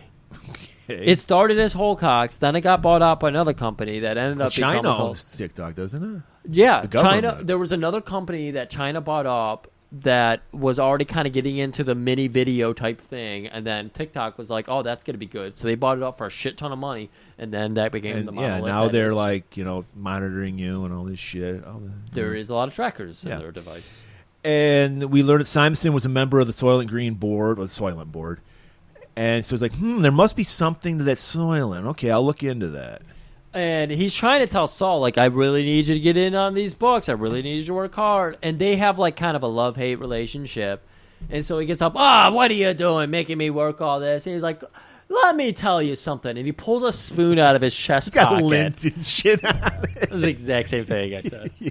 And he just puts it right in his mouth. And Saul's eyes just fucking explode like a cartoon. And he's like, strawberries, 150D, Murray, 25 off. You're so close. So close. So, yeah, and he just licks that spoon. And we just see Charlton Heston put on this face of, he's got furniture, he's got rice, he's got an incinerator in his house, and he's got 150D worth of strawberries. He's definitely involved with this. And I love this, too, because he's so far gone from, like, the world of organic foods and everything that in a minute here we'll see that he's just regurgitating things. Because he's like, I want strawberries in a moment. So he hits the street, and he notices he's being tailed. So he runs up to, there's a phone just for policemen. It's like locked up, opens it up and calls Hatcher. And he's like, look, I'm being fucking followed. I'm on to something, Yeah. I told you, I think it's the bodyguard. I went to his place today, and come on. This guy, immaculate apartment. He's got a refrigerator in there. I know. Jasmine rice. Furniture. Did I say furniture? Yeah. It's worth saying twice. Not grapefruit, but still good. And jam. 150 D's worth. I'm telling you, there's something about that. I'll get back to you. So, and then we cut over to Hatch in his office. Like, oh yeah, man, that's pretty cool. You should probably report in tomorrow morning. And then we pull out, and we see that goon that gave Gilbert the fucking pry bar is sitting in where with him. He looked like Dwight Yoakam to me. He did. Yeah. And he's got a fucking, all over his desk, he's just got red Soylent spread everywhere. Soylent red, if you will. So we're like, holy shit, Hatcher's in on it, man. We can't trust Hatcher now. And the guys ask him, so the department wants to cooperate with the government, right? And he's like, you keep me flush with this Soylent Red, and I'll do whatever the fuck you want. All right. Soylent Red, take me to bed. Big handshake. Fucking creeper walks out. He grabs one of those crackers and starts going to town. He's like, fuck yeah, man. Then we cut to, we're back at Cheryl's place because she's still got, she lives there. She's furniture. She's owned by the building. And we see there's a party going on with all the other furniture. They get 1 day off a month to do whatever they want to do. This looked like a Willie Dynamite scene. It did. Yeah. And they're smoking, they're drinking, smoking. They've got fucking just like 8-ounce glasses full of hard liquor. Right. These girls are getting fucked. If you lived their life, you'd want to get fucked up. I agree. You know? Many of these women, Cheryl's made it seem like, and based on what we've seen, Cheryl got lucky. Cheryl got lucky, yeah. She's living an okay life. She's not drinking. He probably couldn't even get his dick up, so he was just like, just live with me. That might be true. Yeah. So, because we see what else could happen to you later on in the movie. But, yeah, and then fucking Thorne kicks the door in. He's just like... Yeah, you hear him knocking. Hey, babe, it's me. It's me. DDP. The Grinch is here. He's got this fucking little sack with him. He did have a sack. Yeah, that's good. And then he just walks in. Oh, that looks nice. Grabs a drink out of a woman's hand. She's standing over at the bar because Smithsonian had a bar, and he grabs it. Again, tall fucking glass full of bourbon, ice cubes. Oh, my God, I haven't seen an ice cube. This is like cold celery. Yeah. I've had celery just last night. And he's just sidling his fingers through it, just feeling those ice cubes, taking big swigs of it, walking around the room, touching the girl's hair, smelling it. He's like, my God, he's in heaven. Grabs a cigarette right out between this girl's finger. Takes a fucking long-ass drag If I was rich, I would smoke 2 or 3 of these a day. Right, and you got to remember, this movie was like 73 where everybody smoked. So they were laughing. So I smoke 3 packs a day. How crazy is that? All of these women are basically stone silent. They don't know what to do. Right. Maybe it's their training again because these people have probably been groomed since they were young. And so there's a man being very manly in their presence. So they're just like stone cold, just frozen. And then he looks over to Cheryl and goes, bedroom, conversation, now. Shuts the door, you hear the lock, you hear the fucking deadbolt, you hear the extra deadbolt go, and you hear the fucking light flicker for the, nice, what do they call it, disco ball lighting and everything. It's freaky time. It's creepy time, because this is a very creepy scene, because you're liking Thorne right now. Right. Or were you up till now? Right. Well, again, he's very Griff, like you said. So I'm very much into this. They're gathering water like I do. They're fucking grabbing little trinkets like I do. But now we're getting into the territory. Just like Taylor in Planet of the Apes, where I was like, oh, I kind of like him. And then that moment where I was like, I hate him. This is the moment where I'm like, I hate him. Right. And third movie in a row, I think it was written in his contract, Heston has to get shirtless. So maybe they just added this scene just because he had to be. He's like, we need a shirtless scene. I don't know what we can do. Yeah. So he's just like, all right, I'm going to question you, and I want you in bed while we're doing it. Yeah. So she does, like you said, she's been groomed this way. So she just, no complaints. She starts taking her clothes off. It's so subtle. I kind of like how they did it. They didn't pause on it for a moment or anything because it really helps to inform you that this is the conditioning she's under. He's walking to the far side of the bed and says, yeah, I got a few questions. Get in bed. Yeah. And she I was so confused because I was doing the notes. I didn't notice that line had occurred. And I was like, oh, she's just so fucking into Charlton that she's getting naked? Because she's letting her hair down. She's opening up. She's like taking off the comforter and everything. Well, she is. I think there is some kind of attraction. She's like, well, if I gotta fuck somebody, at least it's the guy I'm attracted to. Because I mean, she does warm to him later on in the movie. She does, and and he's just taking it. He keeps the fucking kerchief on, but he takes everything else off. He hops into bed. This is a fucking good look. I think I'm gonna adopt this. I was trying to find something I could wear to be the kerchief for me for this episode because I really wanted to. He embodied me for this movie. I want to embody him for the podcast, and I didn't find anything. Right.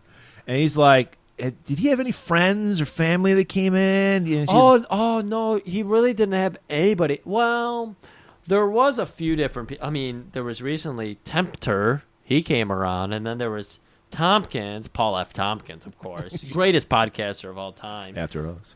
And then there was this guy called Santini. He's like, the governor? Yeah, he was nobody. Yeah, and then she probably isn't even allowed to watch TV. All right, so she doesn't know what's going on outside. Her whole world is just a fucking apartment. Well, we already know she plays fucking Under Siege 2 or whatever it was. Oh, Pong. Shark Attack 2, Shark I think is what it was. Attack I think 2, it was something like that. Yeah, something like that. That's a long reference. That is a reference. Like That's a years. Wonder Woman reference. Yeah, check that episode. Yeah, out. check that episode out. So, and he's like, and get this. The last few weeks, he got really into church, and he was like taking me to church all the time. This is really interesting because I'm sure the person who did the screenplay and everything was probably a religious person. It's like America's getting too far away from, God and all that shit like we're doing now. And now we have this crazy Supreme Court who's like, no, church is the way. Anyways, but yeah, she's like, yeah, this is fucking Well, goofy. like you said, we've already established it's very godless, the world we're living in, So that's why it was so strange that he's going to church. Yeah. Because they're living a very especially for rich people, right? It's like once you hit a certain threshold, it's like you only have yourself to thank because you yourself are God, right? And she's like, "Yeah, it was just weird." And then he just eventually just wouldn't even touch me, and he was crying all the time. I'm not used to my man crying on me. I'm used to him like throwing me over the bed. And just as he's putting his carcass on top of her, Charlie bursts in. What's going on here? The doorman / pimp. What's going on? And then she's like, oh, fuck. So Charles, by the way, is in the room. He's slapping cigars out of women's mouths, taking the drinks, throwing them into the fireplace and all that. Thorne walks out, pulling his pants up. He's like, what's going on here? These women should feel lucky they got this job. We give them off. We give them a 1 day a month off. Most people don't even get that off. And look at what they're doing. And he's like, and then Thorne covers from. He's like, I convened them all here to question them. All right. And he's like, I didn't know that. I'm so sorry. It's because he's just a fucking toady bitch, He is, yeah. And he's like, yeah, well, why don't you get the fuck out of here and let me do my job? This was a really fucking good. It was intense, and it's like, is he kind of starting to commiserate with these women? Because clearly there's hostility against, Thorne and these women. Because he's living a fucking sweaty, awful life. But, yeah, you're right. But he also recognizes they live just as much a desperate life as I do. And because I got to solve my cases, they have to fuck these creeps. Right. And I think this was such a fucking beautiful, not really punch you in the face kind of connection that was made here. He was kind of starting to realize, I've been calling this bitch a furniture this whole time. I've been calling this bitch furniture. I mean that seriously for the context of this movie. Or it's just they get it so fucking good, Yeah. And based on the world there's still a little bitterness because of this line you're going to say. Right. And so he's Thorne is getting ready to leave. He's like, I got to get out of here, babe. Right. I've got nothing left to give to you, furniture. And then she's like, I've got hot water. He's like, hot water? I've never felt hot water before. Right. I felt celery water. And she's like, but this is another great scene where it's just how fucking shitty their life is. he doesn't care at all about sex. He's like, a bath? Yeah. I'm tempted by that. I was ready to walk out. I was going to fuck you, and I was like, I don't even care anymore. Yeah, she is clearly ready to throw her body at him. And you would think that Charlton, and, obviously with the context of our society and everything, be like, yeah, you fuck the woman who wants clearly giving you the okay. Consent, let's say. Right. And he's like, yeah, no, I'm good. I'm going to go. Right. I can give you a hot shower. Yeah, what? And then she's like, and a rub down? Maybe if we have time after the shower. Right. So then we get a scene. They're in this very futuristic shower. It's like a pebbled glass kind of circular thing. Based on what they're showing us here, they never even get to the rub down. They just have the shower and they laugh. Right. Kayla was very happy to see that. Okay. She thought that was a very wonderful So moment. he's got to leave the church. So he heads down to the nearest church. And he's there. There's the child crying on the front step of the church, and we pull out, and he's got a little tether around his arm. It's connected to a dead woman. Oh man! And he's just like he's seen this a million times. He just unties the kid, throws him over his shoulder, and walked into the church. Another perfect moment. We didn't need to do 5 minutes of the woman like in her last dying breath or anything. Yeah. It's a very impactful scene. Just a child crying, takes it, brings it in. He walks in and goes, sister, there's a nod. It's like, take this kid, another orphan for you. They threw it around like a football. It was kind of, And we see the floor is just covered with bodies. The church is full. And he's like, I need to talk to the priest, Father Paul. And he's like, oh, okay, I'll go get him. And we see this guy, very familiar guy. We saw him last week playing Zachary. Are you trying to say this is Charlton Heston's Steve James? Yeah, that's exactly what I'm saying. Interesting. And he walks up, and he's fixing. He's just out of it. He's totally out of it. He's trying to fix the springs on a bunk bed right here. And, yeah, you can tell that this man is exhausted. Again, he's trying to be an elevated man in this world. He's trying to offer people some kind of guidance, some kind of peace in their world. And obviously this is a miserable world. That is a fucking huge task. And Thorne brings up Simonson. And at first he's like, I've never heard of Simonson. I don't know what you're talking about. He's playing dumb. He's like, I don't know what you're talking about. Everything, like, it's going through the filter of him just looking at everybody he needs to help. And he's just like... Well, also, he's got a burden because he knows the secret Simonson carries. There's that, too. We're going to learn about that in a minute here. And he's just like, I can't help you. I got to deal with these people. And he's like, Thorne's like, all right, I'll be back in the morning. Right. He's like, he brings up that, oh, my God, yeah, the rich man, he did come here. And he did talk to me. And so Thorne's like, yeah, come on, tell me what he told you about. No, I gotta go sit down. And he goes and sits down, and they have that nice Star Trek lighting on him, and he's just staring up into it, and you can see he's just done. So Thorne checks in with Hatcher, goes back to the precinct. And then Hatcher's like, hey, that case you're doing with Simonson, just close it. Case is closed. It was a open and shut robbery. No, he's like, no, I'm on to something here. I refuse to fucking close this case. Well, you're going to have to go ahead and close it. I mean, shit. I mean, the governor's men himself are over here, and they're right. You got to close it. And then he's like, fuck that. I'm not signing off on that. And he walks out, and then the guy's like, hey, Thorne, you're on riot control duty. He's like, oh, fuck. And so they hand him these football helmets. It's a football helmet. Like an old... Actually, it was a little more padded than an old school 70s helmet. Because it even had the face guard on it. Well, it's futuristic. Of course it's padded. Yeah, you're right. No CTE in the future. Interesting. All right, so now we're cutting to Donovan. Donovan is the goon that we've been talking about. The government goon. And this is where I said the arbitorium. Yeah, the three trees. It was literally like an inflatable like housing thing with three Charlie Brown Christmas trees in it. Right. And that's all the trees in New York City. That's probably where Central Park was originally supposed to be or something like that. So that was one of the highlights of my family vacation. We went to the Meyer Gardens. Oh, wow. So if you're on the west side of Michigan. Isn't that in Grand Rapids? Yes. Is that where you were?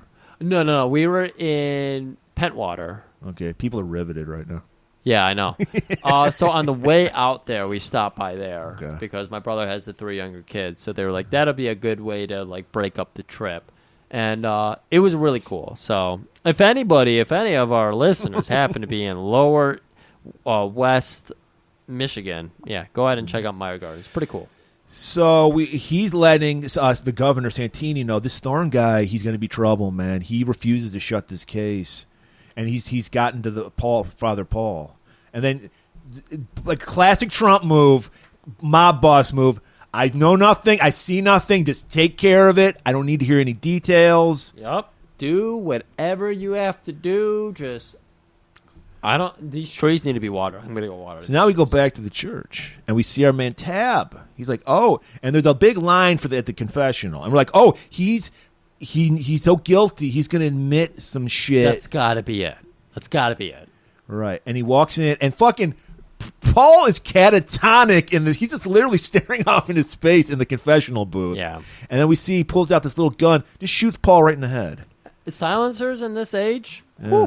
They are good. They've improved silencers in the Soylent Green era. I can't believe you guys don't know. We actually did a whole long thing in our episode you're never going to hear where Jack explained silencers to us. Right, but we did do in the episode we did put out where he talked about that fucking fog light rifle he had. Yeah. That was in Omega Man. Yeah. He had the fog light, but we talked about it in the Magnum episode that we did release. That's why he's our weapon master. Anyways, so now we're at Town Square. Yeah, where we learned that people have run out of Soylent Green for the day. I guess it's the next Soylent Green Tuesday.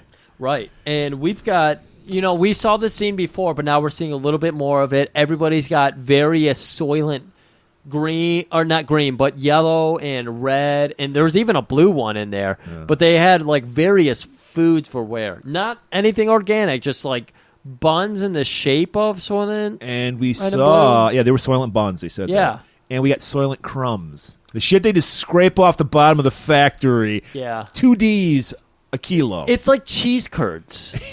Yeah. They looked a little too familiar to another food to me, but I don't want to talk about it. They looked a little shrimpy to me. Yeah, I don't want to talk about it. So,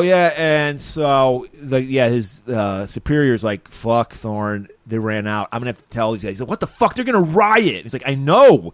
I called in the scoopers. Yeah, I'm just going to go ahead and let everybody know discreetly, and we're going to make the announcement in a minute here to everybody that we're running out of the green. And then, Thorne walks out his screen, and then we see a familiar face, Gilbert, in the background. We're like, what the fuck's he up to? And so we're making the announcement now. Hey, everybody, time to go home. The green is out. And people like, I've been here all fucking day in line. Fuck this. And they start fucking pummeling. I mean, whatever feces they can produce, they're chucking at the fucking police now. We see a shot of the police being pushed through just a window, and everything looks like it's going to be anarchy. And you hear the guy say, we've got the scoops coming, we've got the scoop. And I'm like, what is the fucking scoop? What is the fucking scoop? Well, here's the scoop, Griff. It's more garbage trucks with little front loaders on them. And they start scooping up, perfect name, scooping up people and throwing them in the back of the garbage truck. It was so good. I was so happy by this reveal. And then, while that's going on, we see Gilbert's trying to wake his way to fucking Thorne. Yeah, he takes a shot at Thorne. And Thorne happens to be handling somebody in front of him who gets shot in his stead. Right. And he sees it, and then it's like there's he pulls his gun out, and there's a shootout. There's so many people are getting shot. Mm-hmm. I think Thorne does get shot in the calf. At one moment, I thought it was right at the end. Yeah, because he corners Gilbert, and he two different times. Gilbert tries to take a shot at him, and he's moving somebody out of his way so they get a bullet for him. And then it wasn't until he gets to Gilbert that he turns him around. Gilbert falls backwards, and Thorne goes for his gun. Gilbert goes for his gun, and Gilbert shoots him in the ankle. And Thorne isn't able to shoot him because of his ankle. But he's got him pinned down, so he's like, I'm going to arrest him. And just as he's about to get up and arrest him, a scoop just comes down on Gilbert and splatters him. And he's like, fuck. All right. And then we cut over to Tab. And, of course, he's getting back home from a hard day's work of murdering a fucking priest. And he's just like, what am I doing? Is it really worth 150 D's worth of strawberry jam? And then he goes to Martha, why wasn't the door locked? And just as she's about to say something, Thorne, Kia! The fucking Captain Kirk level stunt double steps in with the bad gray wig. This is a really interesting fight, though, because it's two elderly men. Is that what? Two elderly men. Tab refuses to punch an officer of the law. Well, because much like he knows, much like the world we live in now. Yes, they're standing their ground. Just like the January 6th rioters, they respect the police and they just will never touch them. Yeah, except when they don't. And fucking Thorne's getting so into it. He's like, I'm gonna slap a woman too. He just slaps Martha just for the hell of it. He's just beating the shit out. And then that sets off Tab. He's like, don't fuck my furniture up. Right. So then he starts throwing my feng shui. Right. He starts punching the shit out of fucking Thorne, and they're going back and forth. Right. And eventually, I mean, come on, this is a Heston's movie after all. So Thorne does get the edge on him. He's got him down on the ground, he's everything, and he's asking him, demanding of him, did Soylent buy you out? Did they buy you all those fucking fancy-ass strawberries? Stay off my back. You have anything to add to that? That's it. That's you just had the glint in your eyes. Like, oh, my God, you forgot something. He threw the jasmine rice down his throat. Said, choke on that, fuck. Wow. Yeah. So he's like, I got this injury. I need a woman to administer to me. Who do I know? Cheryl. And, of course, she's getting out of the shower. I can't hear you. I'm wearing a towel. Another Simpsons reference. And he's just like, here, take care of this. So she just, like, puts a Band-Aid on this bullet wound in his fucking calf. And she does give him a rub down, too. And they're talking over the case a little. She's like, why can't we just fucking leave? Get the fuck out of here. Go to the country. Like, the country? That's more heavily guarded than the fucking cities. You know how fucking farmland is? Have you ever tried to fucking intrude on a Tyson farm or a Purdue farm? They'll fucking murder you on the spot. It's even worse than we have it here. You want me to go to another city? Same fucking story, different type of weather. Right. Well, maybe not different type of weather, but anyways. And he's like, look, I got to get the fuck out of here. And she's like, well, the new tenant's going to be coming tonight to check it out. He's like, hey, he'll like you. You're a hell of a piece of furniture, babe. Gives a little nudge on the chin, and he walks out. Yeah, and then she tells him, this is an interesting moment. I hate that you undersold it. Because he says, don't worry about it. You're a great piece of furniture. He'll respect you. And he tries to walk out the door, and she goes, don't talk to me that way anymore. Well, because he said it very condescendingly. He did. And you see that he is broken. And he's like, you're right. Okay. So what's Saul been up to, Griff? Well, I'll tell you what he's been up to. He has gone, there's this library of elders, apparently. It's in this room. It's called the Book Exchange, and only authorized books are allowed. Right. And there are these, did you recognize the woman in this scene? From Happy Gilmore? No, she was not in Happy Gilmore. I don't know then. She's T'Pau, who was on the Vulcan on the famous Star Trek episode where Spock has to go back to his planet to fuck, and then she's like the Vulcan elder, and he has to fight Kirk.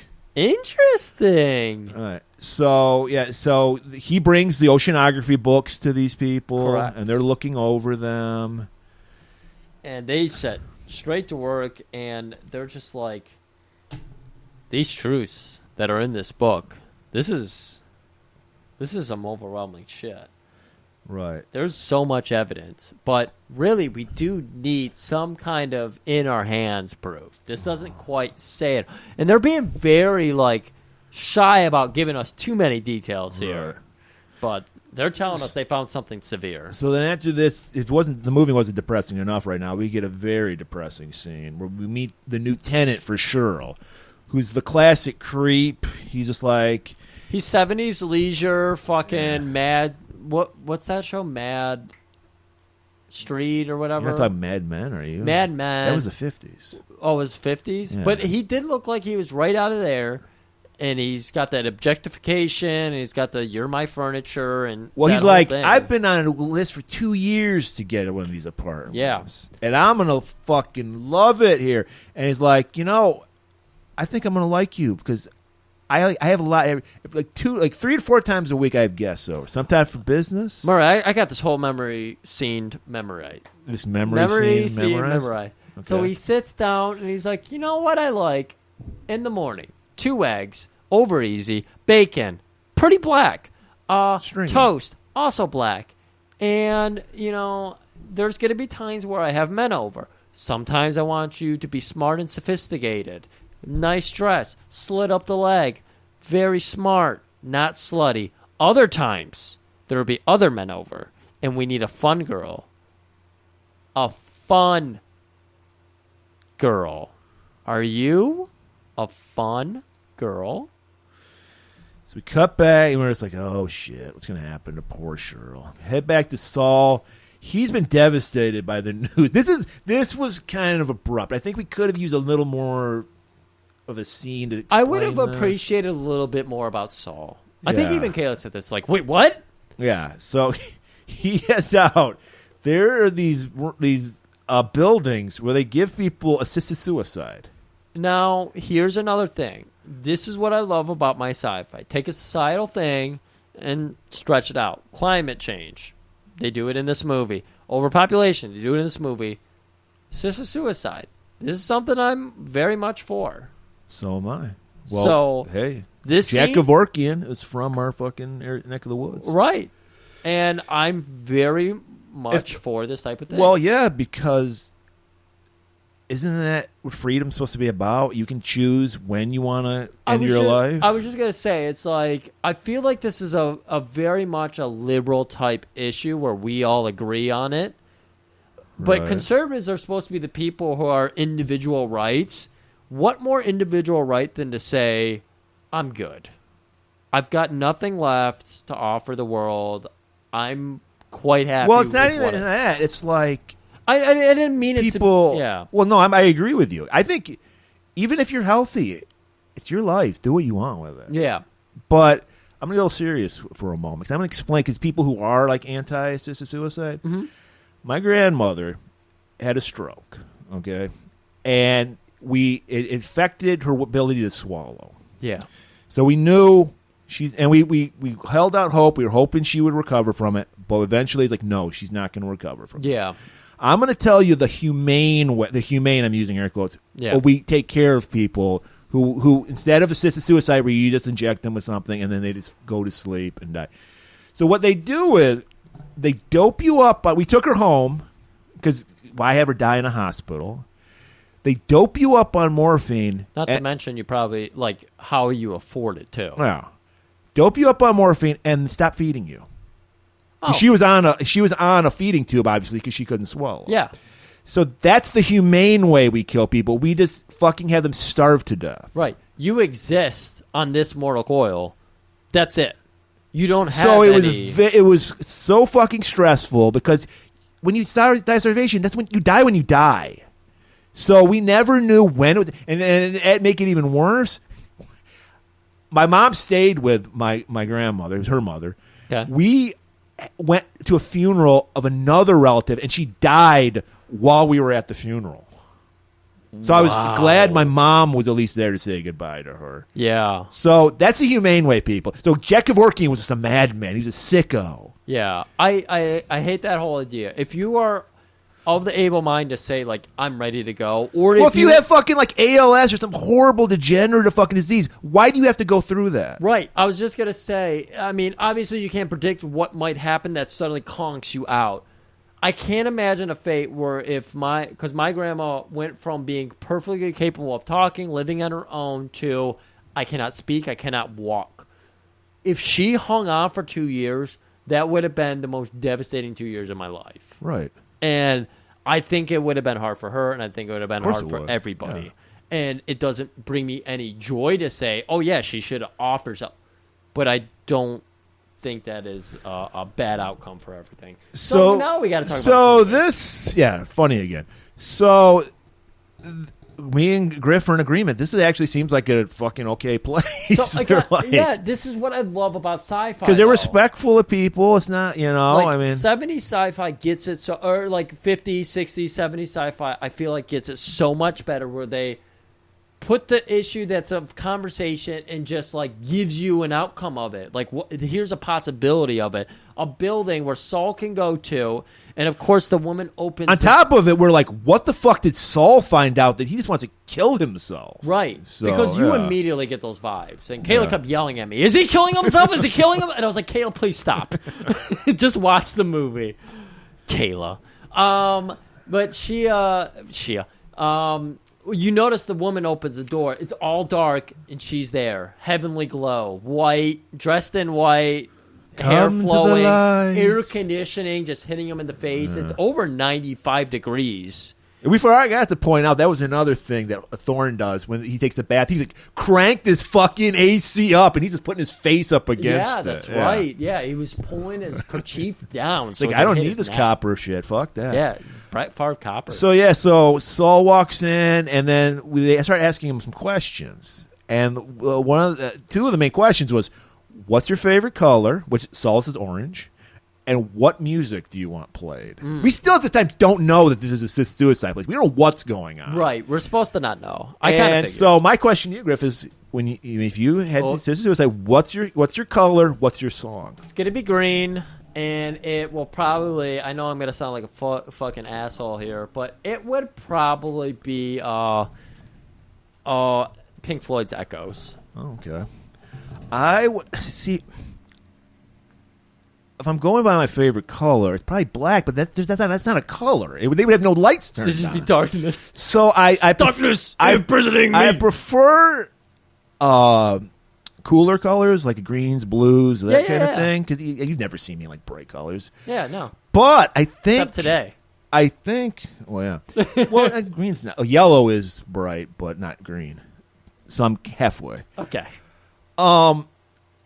The song would be "Shores in Flames" by Bathory, which is a Viking funeral song. So I think I'd have to have. This isn't my color, but I think I'd have to have red because I'm dying. I'm either going to hell or Valhalla, so I need the flame-like thing. So I think I would go red. Do you want Hasselhoff there to? No, I didn't want Hasselhoff. But speaking of which, I'm working on a very Hasselhoff-related thing. You might be hearing in a week. News to me. Yeah, I'm working on it. So that would be my thing. But so Saul, he picks orange, and he picked some kind of classical music. We all know. Light. He says classical, and then he goes, light. And the guy just goes, yeah, sure, I think we can figure it out. I thought he was going to put on like some Kmart Muzak from the 80s or something. Next thing we know, we see him. He's stripped naked. He's laying on a bed. And he's surrounded by these robed, creepy people. This was too I think weird. these were the Mormons. I would like this. Jenna McCurdy's a Mormon. I would have liked this. You know a lot about this Jen McCurdy I've never heard of. I've been reading the book. Yeah. Well, listening to the book. And I learned that she was Mormon and that she slept on a fucking Costco mat because her mom had cancer and she went crazy and became a hoarder. And so the rooms became just full of shit. So they had to sleep in the living room on fucking like gym mats. Sounds great. Yeah. Awful. Sounds very Soylent Green. Soylent Green. I know. That's kind of working in, isn't Yeah. it? Yeah. So we're still like, what the fuck is happening with Saul? Cut to Thorne. He comes back to the apartment. What do I tell Saul about this woman I fucked? And he finds a note. I'm heading home.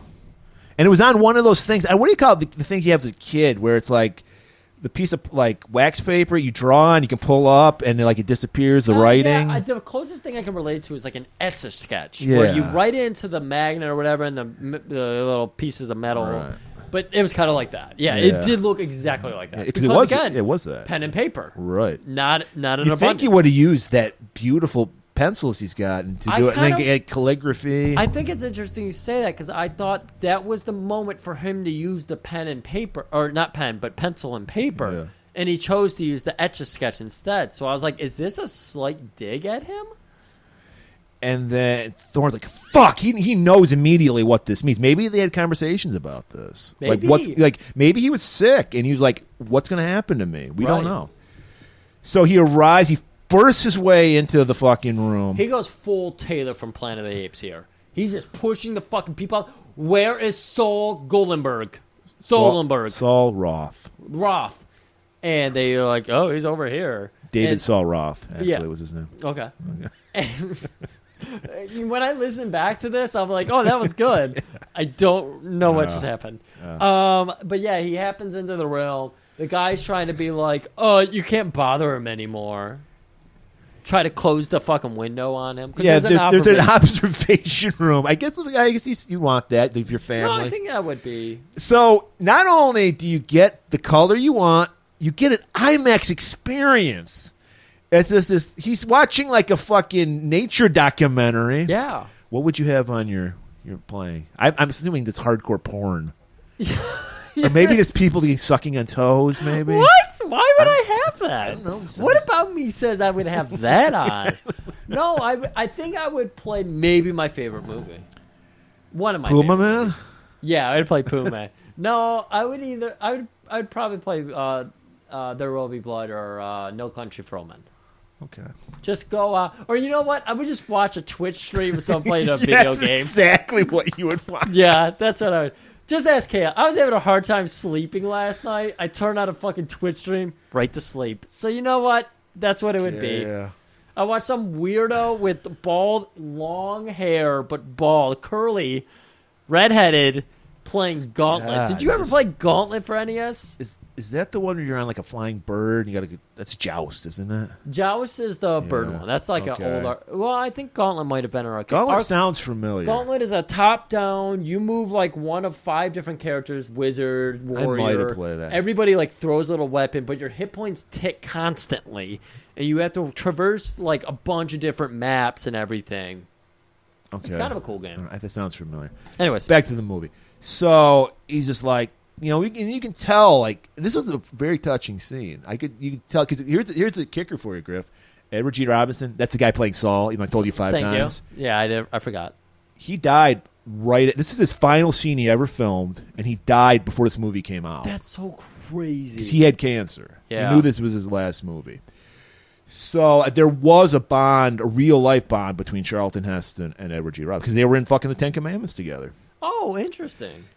Where's your Messiah now? Did he talk like that? You son of a bitch. So he's like, I gotta fucking talk to this guy. He's like, okay. They pipe him through. A little light pops on that says, "You can now speak." Yes. And so they start talking to each other. This really was a fucking good ass scene. Again, this movie is really fucking good.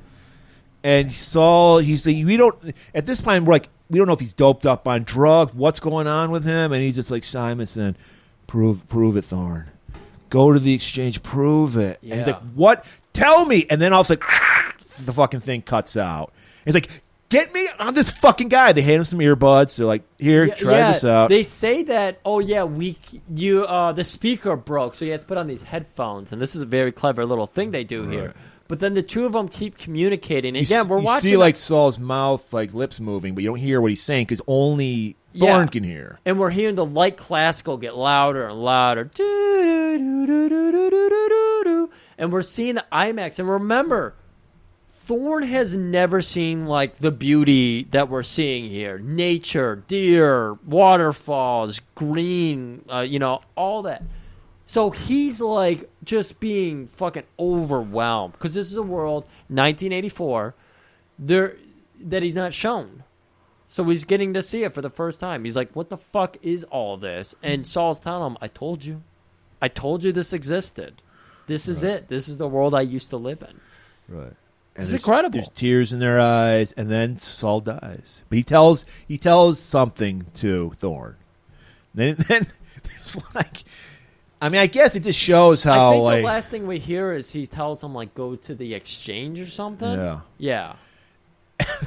And it's like, there's this like little door inside the IMAX theater. He pushes his body on the bed through this door. Right. The beautiful music, the IMAX just stops, the red light, they push him through a fucking...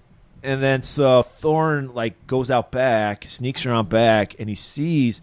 that they're loading up bodies, including Saul's body. They're wrapping them in, like, white shrouds. Yeah. And loading them up in garbage trucks. If you've ever seen people, like, load up fries and cheeseburgers at a fast food restaurant, that's what this looks like. They're just, like, tossing the bodies into the fucking fry carton and throwing it down the assembly line for the next person to pick up and put in the next spot. So he jumps on the back of the garbage truck and then makes his way up onto the top, and then he rides out to this like plant out on the outskirts of town. We see them get stopped at an nice security, barbed wire everywhere. John Moxley's being suplexed. He's fucking shimmying around. He's bleeding all over the place. They actually showed him blade. It was pathetic. His best friend Nick Gage is cutting his tongue with a pizza cutter. And he rolls off. Once he gets through, he rolls off and he starts investigating. And much like what we've felt for the past 40 years in Detroit, even though there's needs for jobs, it's all automation. There's no people in this factory. Yeah, we're always talking about abandoned factories. This is not an abandoned factory, and yet it is an abandoned factory. Yes. How strange. Right. What is this about the world of 2022 where we have factories but we don't employ people in them? And we see the bodies getting loaded on a conveyor belt, and they just get dumped into this vat of water, this giant vat of water. And then Thorne goes off to the other side of the assembly line, and he just sees Soylent Green on this conveyor belt going through. Right. And he's like, what the fuck? And then he finally gets spotted. The only jobs there are security. So they spot him. And runs up to some catwalks and everything. Throws some people off some catwalks. That's right. One guy dies on the conveyor belt of Soylent Green. And then he manages to escape. He jumps on another fucking truck that's leaving. Right. So he's outside of the whole building now, and he finds because there's all these instead of pay phones, there's just phones. These actually existed in real life. They're like police phones. Yeah. And he just calls into Hatcher because he's like, I know what's going on. I've solved the case. Right. And Hatcher's like busy, so he's like, fuck. Well. Get me to Cheryl. He gives Cheryl's number. Yeah. She picks up, and he's just like, fucking. She's like, I've met the new guy. I hate him. I just want to leave. He's like, no, this is the best you're gonna get. Yeah. Stay where you are. Right. And she's like, no, I love you. And he's like, no. And then Hatcher finally gets cut in.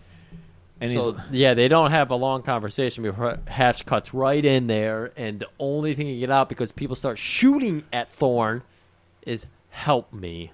Right. And then so he's running through. He makes his way back to the church. He's getting shot at. I think he gets shot. He gets shot several times, and those bullets don't pass through. He's selling them, and he's selling them good.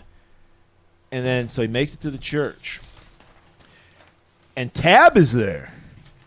And Tab, they get into a struggle. This is, by the way, the church that Father Paul was at. Right. Some fucking innocent bystanders, because it's packed with people. They get shot, because Tab's a horrible shot. He just hits people. Right, and Tab walks in at first, and he's trying to hide his gun, but then he's like, yeah, fuck this. They're poor. Right. And And then there's a struggle. There just so happens to be a fucking butcher knife laying out there. One kid had a fucking rusted ass, notchy ass fucking butcher knife, and he just stab right in the heart. He's just fucking, it was tough, yeah. Right, and then he's all he's got blood running down his nose. He's all disheveled. Hatcher finally shows up with the cops.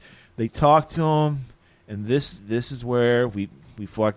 This is the twist ending. This is the Twilight Zone ending. Yeah. And he's like, what's going on with you, Thorne? No time. You have to tell him. I've got proof. The ocean is dying. There is no plankton.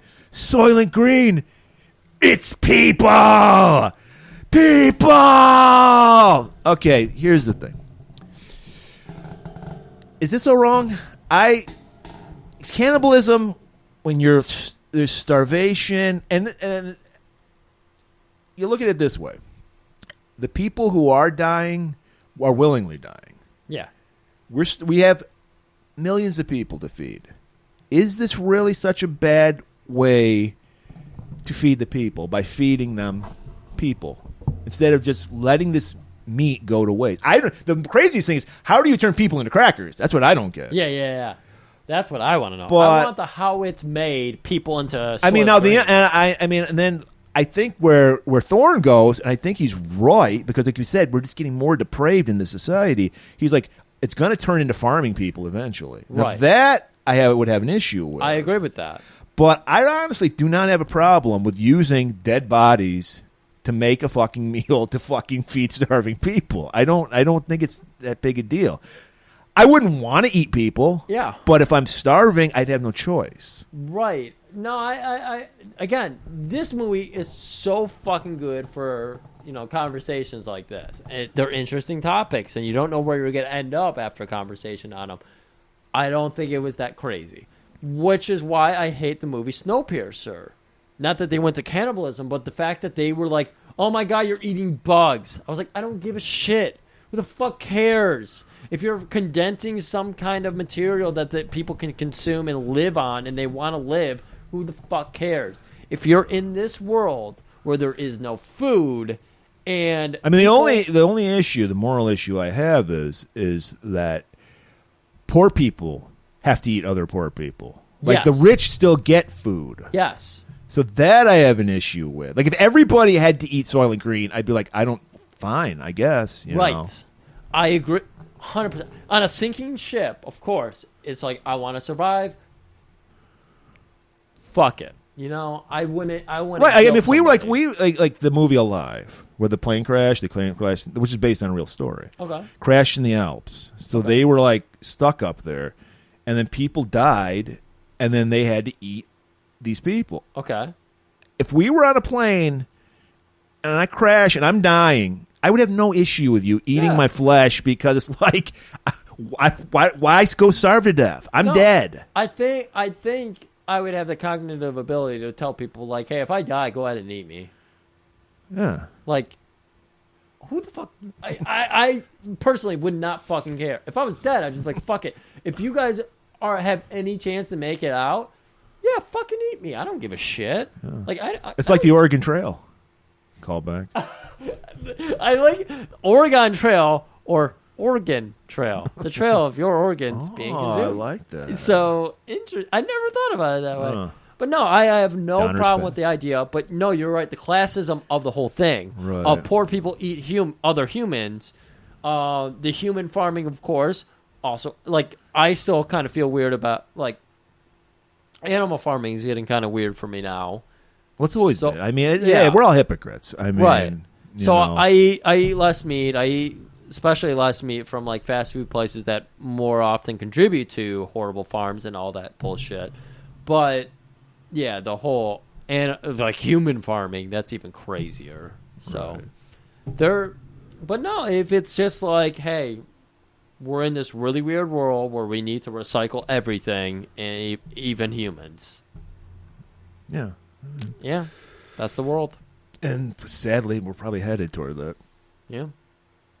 But on a brighter note, what a way to end the Charlton Heston Apocalypse trilogy. That was fucking good. I love, like, we often watch movies, and go look at Christmas in July. We watched like 4 movies that we did not really care for. And this month, we watched 3 movies so far that I fucking love. Griff, it doesn't end. Because I just realized we have one more Wednesday in August. So we're going to do one more 70s dystopian future movie. And it's very poignant because it stars an old school tough guy actor we just lost a couple months ago. I'm talking about James Caan. And I'm talking about the movie Rollerball. Ooh. It's the newest. It's got a very interesting thing. It's very of our time too. It takes place in the far off future of 2018. But it's very of our time because it's all about corporations owning countries instead of people. Isn't this fucking crazy? Yes. Isn't this fucking crazy that they were predicting this so well? And again, it's just taking something that existed already and expounding on it. And that's where we're at right now. It's depressing is what it is. Because this is 50 years ago, and it's coming true. This was supposed to be like outrageous shit 50 years ago. In worlds where like local TV was still a thing, they're able to say, oh my God, these fucking companies are soon enough going to be doing this. And maybe soon doesn't feel that soon, over 50 years, but fuck it. I hate this world that we live in. I hate going to every fucking other state in the country and seeing the exact same suburb that I live in. Well, that's the world. It's obnoxious world is as becoming shit. About it. It's obnoxious. And it's only going to get worse. It is. But what's going to get better? This show. So expect Rollerball. And there's possibly going to be a tippy tap coming up Sunday. I'm talking to somebody. He can be a little difficult, but he's a great guest. So look for that. Possibly. And we'll see you next week for Rollerball. Keep it warm.